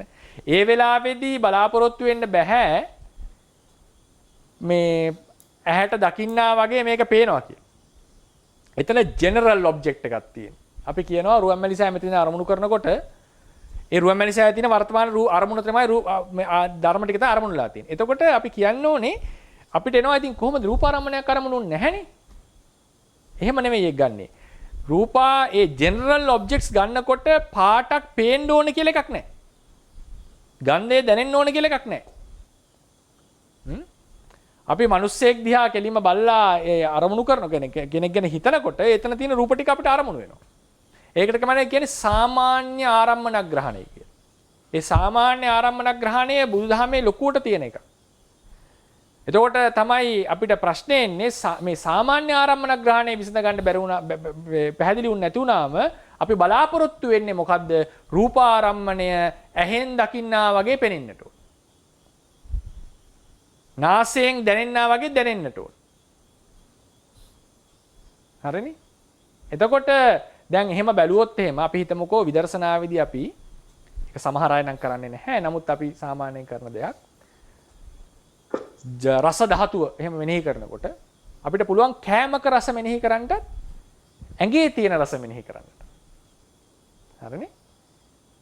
ඒක එදාට අපි කතා කරගමු ඒ කොහොමද මේ වගේ ඔය කඩාගන්නේ කියලා අපේ විදර්ශනා ඔබ්ජෙක්ට්ස් ටික. ඒ ටික මේ තොරතුරු දෙන්න. එතකොට පොඩ ඒක සමහර අය දන්නවා. සමහර දැනට විදර්ශනා වඩන අයත් ඉන්නවා ඇති. ඒක හොඳයි. නමුත් අර පොඩ හරි තොරතුරු කලින් තියෙනවා කතා කරලා තිබ්බම නැවත ඇහිීමක් වෙනවනේ. දැන් රස රූපේ එහෙම මේ කය අරමුණු කරනවා කියලා එකක් තියෙනවා. එතකොට මේ ඉතින් අපි ලෙව කාලා බලන්නේ නැහැ නේ ඇඟේ තියෙන රහ නේද? તો රස රූපේ පවතිනවා කියන එක අපි තේරුම් ගන්නවා මෙතන. කොහොමද ඒක හිතට දැනෙන්නේ? ඒතර රස රූපේ මනෝවිඤ්ඤාණයට දැනෙන ක්‍රමයක් තියෙනවා. ඒතර ඒ වගේ ජෙනරල් ඔබ්ජෙක්ට් එකක් ලෙස ගත්තම මට කියන්න ඕනේ දෙපස් විඥාණයෙන් චක්කුසෝත ගාන ජීවහා කාය විඥාන වලින් අරමුණු ගැනීම එක අරමුණු ගැනීමක්. අභිඥාවෙන් ගැනීම තව අරමුණු ගැනීමක්. මාර්ගඵල සිත් වලින් ඉහළ විදර්ශනා ඥාන වලින් අරමුණු ගැනීම තව අරමුණු ගැනීමක්. ඒ සියල්ලටම වෙන් වූ අරමුණු ගැනීමක් තමයි සාමාන්‍ය ආරම්මන ග්‍රහණය. දැන් මම නිකන් කියන්නම්කෝ අපේ ධර්මයේ හැටියට ජීවිතේන්ද්‍රිය කියලා රූපයක් තියෙනවනේ. ජීවිතේන්ද්‍රිය රූපය මම නිකන් පොඩි එකක්. ඒ ජීවිතේන්ද්‍රිය රූපය ඉතින් දැන් මේක තේරුම් ගන්න හරි අමාරුයිනේ සාමාන්‍යයෙන්. මොකද්ද මේ ජීවිතේන්ද්‍රිය කියලා අපි හිතනවනේ. සාමාන්‍යයෙන් කියන්නේ කොටියෙක් මුවෙක් මරනකොට ඒ ප්‍රාණඝාත චේතනාවේ කොටියාගේ හිතේ අරමුණ මුවාගේ ජීවිතේන්ද්‍රිය.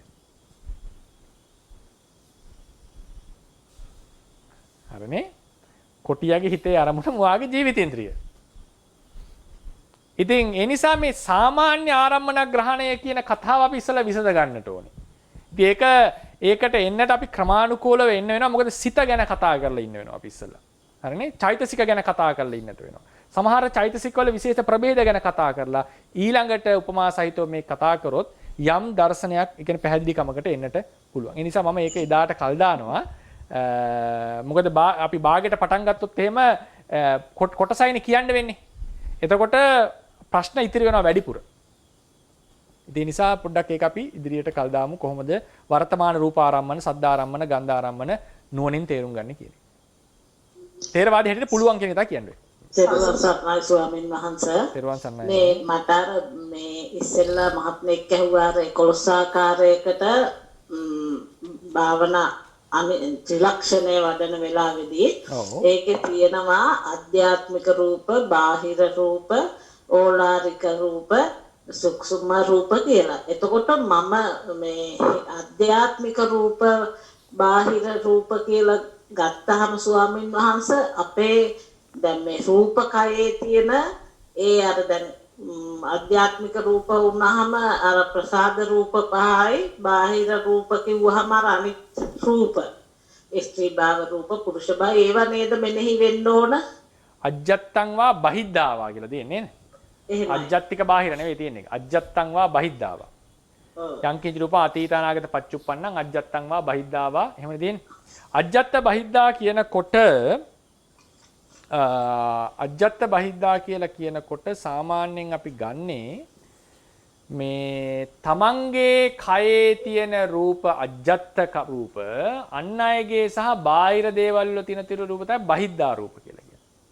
අජ්ජත්තික බාහිර කියලා කියනකොට ඒක වෙනම නිර්වචනයක්. අජ්ජත්තික කියලා කියනකොට ආධ්‍යාත්මික ආයතන 6 චක්කුසෝත ගාන ජීවහා කාය මන. බාහිර කියලා කිව්වම ආයතන කිව්වම රූප සද්ද ගන්ධ රස. එතකොට ওই භාව රූප ඔක්කොම වැටෙන්නේ බාහිර ආයතන. හරිනේ? මෙතන තියෙන්නේ අජ්ජත්තං වා බහිද්ධාව. අජ්ජත්තං වා බහිද්ධාව. එතකොට අජ්ජත්තං වා බහිද්ධාව කියනකොට මේ තමන්ගේ යයි සන්තක රූප සියල්ලම අජ්ජත් අනිත් රූප සියල්ලම අනිත් අයගේ කයේ සහ අනිත් බාහිර අවිඥානික වස්තු වල තියෙන ඒවා බහිද්දා කියලා කියන්නේ. ඉතින් ඒ නිසා මේ ඒක වේදනාවටත් එහෙමයි. අවිඥානිකත් බහිද්දා කියන ගණයට යනවා. හරිනේ? වේදනාවෙත් තියෙනවනේ. වේදනාවෙත් තියෙන්නේ අජ්ජත්තං වා බහිද්දාවානේ. තමන්ගේ වේදනා සහ අන් අයගේ වේදනා. එහෙමයි ගන්න ඕනේ අපි. එතන අජ්ජත්තික බාහිර නෙමෙයි ගන්න. ඔව්. එතකොට ස්වාමීන් වහන්සේ අර 11 ආකාරයට බලනකොට අර දුරේ රූප, සාන්තිකේ රූප ඒවත් ඒ ආකාරයටද බලන්නේ? නෑ දුරේ සාන්තිකේ කියනකොට එන්නේ ඕලාරික සුකුම ભેදයමයි. මයිනේ. ඔව් දුරේ ඕලාරික සුකුම කියලා කියන්නේ චක්කුසෝත ගාන ජීවහා කා ඒක මම රූප කාණ්ඩයේදී කතා කරනවා ඉදිරියේදී රූපේ බෙදීම් කියනකොට ඒතර පැහැදිලි වෙයි බොහෝ අයට එතන එන්නේ චක්කුසෝත ගාන ජීවහා කාය රූප සද්ද ගන්ධ රස පොට්ටබ්බ පඨවි තේජෝ වායෝ පොට්ටබ්බ කියන්නේ ත්‍රොය 12 තමයි ඕලාරික රූප ඒවම තමයි සන්තිකේ රූප දුරේ රූප වෙන්නේ සුකුම රූප ටික සුකුම රූප එකමයි ඉතිරි 16 ඉතින් එතන ඒක වෙනයි අජ්ජත් බහිද්ද කියනකොට ඒක වෙනම නිර්වචනයක් තමන්ගේ සහ අනුන්ගේ බාහිර කියන එක. එහෙමයි ස්වාමීන් වහන්සේ. දරුවන් සරණයි. කොහොමද පේන්නේ? හරි. ස්වාමීන් වහන්සේ. ඔව් අහන්න. දැන් අර වහන්සේ ආරම්භන ගැන විස්තර කරනකොට තව එක කරුණක් එකතු කරගන්න කියලා ඉල්ලීමක් කරන්න කතා කළේ. දැන් අපි ආරම්භන ප්‍රත්‍යාරම්භ බලනකොට රූපාරම්භනේ චක්කු විඥාන ධාතුවට අරමුණු වෙනවා රූපායතනය මනෝ ධාතුවට අරමුණු වෙනවා සබ්බේ ධම්මා මනෝ විඥාන ධාතු හැටියට කියවෙනවා. ඔව්. හැබැයි අපි පුරේජාත ප්‍රත්‍ය කතා කරනකොට අක්ඛායතන චක්කු විඥාන ධාතුවට හරි රූපායතනේ මනෝ ධාතුවට හරි එතකොට හදේ වාගේ දෙයක් ප්‍රවෘත්ති කාලෙදී ඒකත් හරි හැබැයි මනෝ විඥාන ධාතුවට රූපාරම්මණය පුරේජාත වෙනවද කියන්නේ නැහැ. හරි. ඒ කියන්නේ සම්තිරණ වොත්තපන ජවන තදාරම්මන වලට අපි චක්කුද්්වාරේ ඒක ඒ ආරම්භ රූපාරම්මණය කියලා සැලකුවට එතනදී පුරේජාත වෙනවද කතා කරන්නේ නැහැ. අන්න ඒකත් පොඩ්ඩක් පැහැදිලි කරනවා නම් බොහොම පිං. මෙහෙමයි ඔතන දැන් කෙලින්ම වාක්‍යනේ නැහැනේ. ඔය කියන්නේ නිर्देशේ කතා කරන්නේ මං හිතන්නේ නේද? නිर्देशේ කතා කරන්නේ. අපි සන්නේදී ඔක විස්තර කරන්නේ ඒකට යන්න ඕනේ පඤ්ඤාවාරයට. හරි තවත් වෙන තැනකට තමයි අපිට ඒක එවිඩන්ස් එක ගන්න වෙන්නේ. අපි සාමාන්‍යයෙන් අපි ඉගෙන ගන්නකොට තේරවාද ණය ක්‍රමයේදී මනෝ විඥාන ධාතුවට පච්චුප්පන්න රූපේ අරමුණු වෙනකොට මනෝ විඥාන ධාතුවට පච්චුප්පන්න රූපේ අරමුණු වෙනකොට පුරේජාත ප්‍රත්‍ය තියෙනවා අරූප ලෝකේ හැර. එහෙමයි කියන්නේ. අරූප ලෝකයේ ඉඳලා පච්චුප්පන්න රූපාරම්මනේ අරමුණු වෙන අවස්ථාවක් තියෙනවා විශේෂයෙන්ම ගති නිමිත්ත පහළ වෙන අවස්ථාවේ. එතනදී අපි පුරේජාත ප්‍රත්‍ය හැඳින්නේ නැහැ. ඒකට හේතුව පුරේජාත ප්‍රත්‍ය ලැබෙන්නට පුරේජාත වස්තුවක් ඇසුරු කර තිබිය යුතුයි. ඉතින් ඔබතුමා කියන කතාව හරි අපි එතන ඇහිඳලා නැහනේ. මනෝවිඤ්ඤාණ ධාතුවට අපි ගන්නේ අර චක්කායතන රූපායතන අරගෙන මනෝ ධාතුවට ගන්නවා ඉතිරි මොනවද රූප සද්ද ගන්ධ රස පොට්ටබ්බ කියන එක. එතකොට මනෝවිඤ්ඤාණ ධාතුවට අපි පුරේජාත ප්‍රත්‍ය ඇහිඳලා තියෙන්නේ හදේ වස්තුවෙන් විතරයි. ආරම්මන වශයෙන් පුරේජාත භාවයේ දක්වලා නැහැ. නමුත් අපි ප ဋ ාණේ ඉගෙන ගන්නකොට ඒක තව අපි විමසන්නට ඕනේ ප ဋ ාණේ ඇතුලේ තියෙන පාට අරගෙන අපි සාමාන්‍යයෙන් ඉගෙන ගන්න ක්‍රමය තමයි ඉගෙන ගන්න ණය ක්‍රමය තමයි වර්තමාන රූප සද්ද ගන්ධ රස පොට්ටබ්බ සහ වර්තමාන නිෂ්පන්න රූප 18ම එහෙමයි කියන්නේ නිෂ්පන්න රූප 18ම මනෝවිඤ්ඤාණ ධාතුවට අරමුණු වෙනකොට පුරේජාත ප්‍රත්‍ය ආරම්මන පුරේජාත ප්‍රත්‍ය ලැබේ අරූප ලෝකේ හැර. මොකද අරූප ලෝකෙහි වස්තු පුරේජාත ප්‍රත්‍ය නැහැ. අතීත සහ අනාගත සියලු ධර්මයෝ ඒ වගේම වර්තමානයේහි චිත්තචෛතසික සහ අනිෂ්පන්න රූප කියන මේවා ආරමුණු කරනකොට පුරේජාත ප්‍රත්‍ය ලැබෙන්නේ නැහැ. එහෙමයි අපි ගන්නෙ. ඒ නිසා පච්චුප්පන්න රූප සද්ද ගන්ධ රස පොට්ටබ්බ සහ සියලු නිෂ්පන්න රූප 18 මනෝවිඤ්ඤාණයෙන් අරමුණු කරනකොට ආරම්මන පුරේජාත ප්‍රත්‍ය අපි අහින්දිනවා. ඒක ප ဋ ාණ මොකද නිर्देशේ නොදැක්කුවාට නැහැ කියලා නෑ.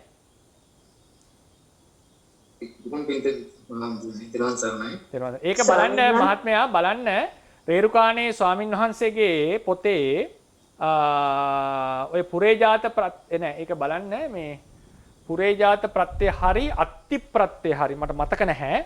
එතනදී ඔය මේ විස්තරේ බලන්න අර ප ဋ ාණ සන්නේ මම හිතන්නේ ඔබතුමා කියවලා ඇති ඒක.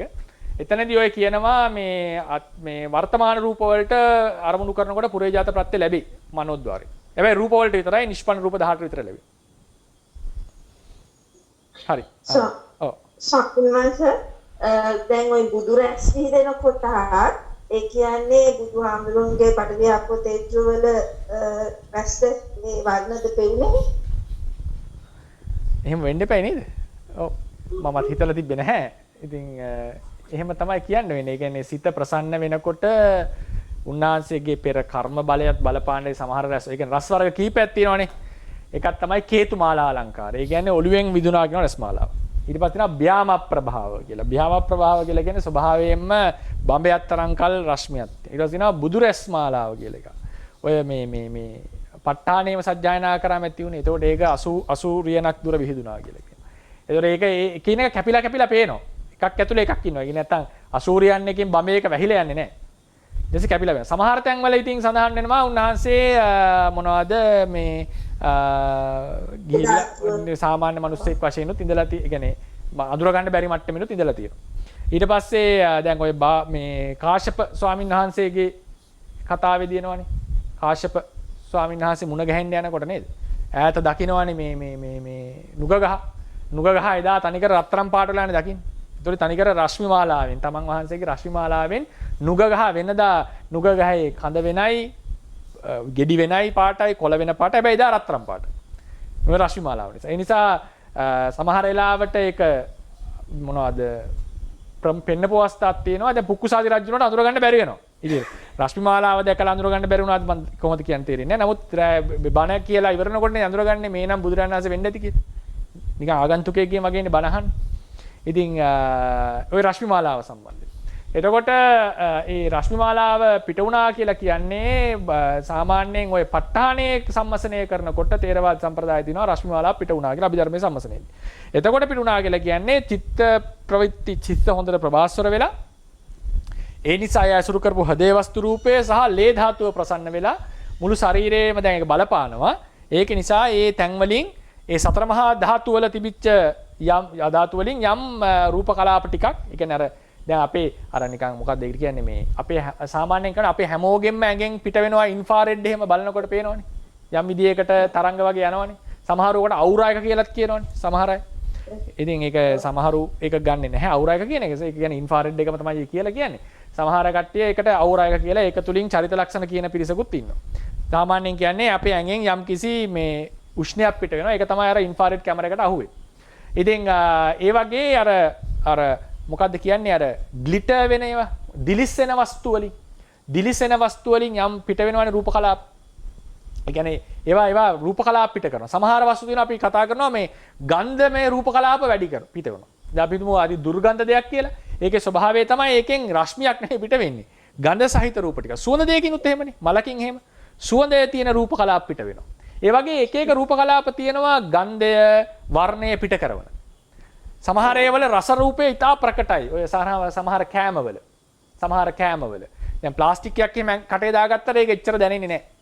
අපි හොඳ රසවත් කෑමක් තමයි ඒක දැනෙන්නේ. ඉතින් ඒ නිසා මේ ඒ අරකේ වෙන්නේ රම් වෙනසක් සිද්ධ වෙනවා සිත නිසා. නිකම් දිලිසෙන බව ප්‍රබාස්තර බවක් ඇවිල්ලා තියෙනවා. මට තේරෙන හැටියට. ඒක ඊට පස්සේ කිරණ ටික හිමින් පිට වෙන්න පටන් ගන්නවා. ඒ කියන්නේ රූප කලාප පිට වෙන්න පටන් ගන්නවා. වර්ණය කියන්නේම ආලෝකය කියන්නේම ඇනි රූප කලාප. ඒ නිසා ශරීරයේ තිබෙච්ච සතර මහා ධාතු වලින් හටගත්ත රූප පරම්පරාවක් මේ කියන්නේ. අපේ ඉන්ෆ්‍රාරෙඩ් පිට වෙනවා වගේ උන්වහන්සේගෙන් විසිබල් එකක් පිට වෙලා තියෙනවා. මොකක් හරි. ඒකට සමහර රශ්මි වලට සිත නෙවෙයි කර්මයක් බලපාලා තියෙනවා. සසර පුරපු පාරමිතා ප්‍රමාණය. ඒ වගේ ඉතින් හරි ආශ්චර්යවත් සත්වයක් නේ ඉතින්. සමහර දේවල් ඉතින් විස්තර කරගන්න බෑ. ඉතින් ඒ වගේ කියන්න වෙන්නේ උන්වහන්සේගේ සතර මහා ධාතු වලින් තමයි පිට වුණා කියලා කියන්නේ. රැස්පත් කරගන්න දෙදුනා වූ කුසල සම්භාරයේ තව තවත් ධර්මඥාන භාවනා ඥාන දියුණු කරගන්නටම හේතු වේවා. බුද්ධ ශාසනයේ චිරස්ථිතිය පිණිසත් මේ කුසලයේ උපනිශ්‍රේ වේවා කියලා ප්‍රාර්ථනා කරමු. බුද්ධ ශාසනං චිරන් තිට්ඨතු. බුද්ධ ශාසනං චිරන් තිට්ඨතු.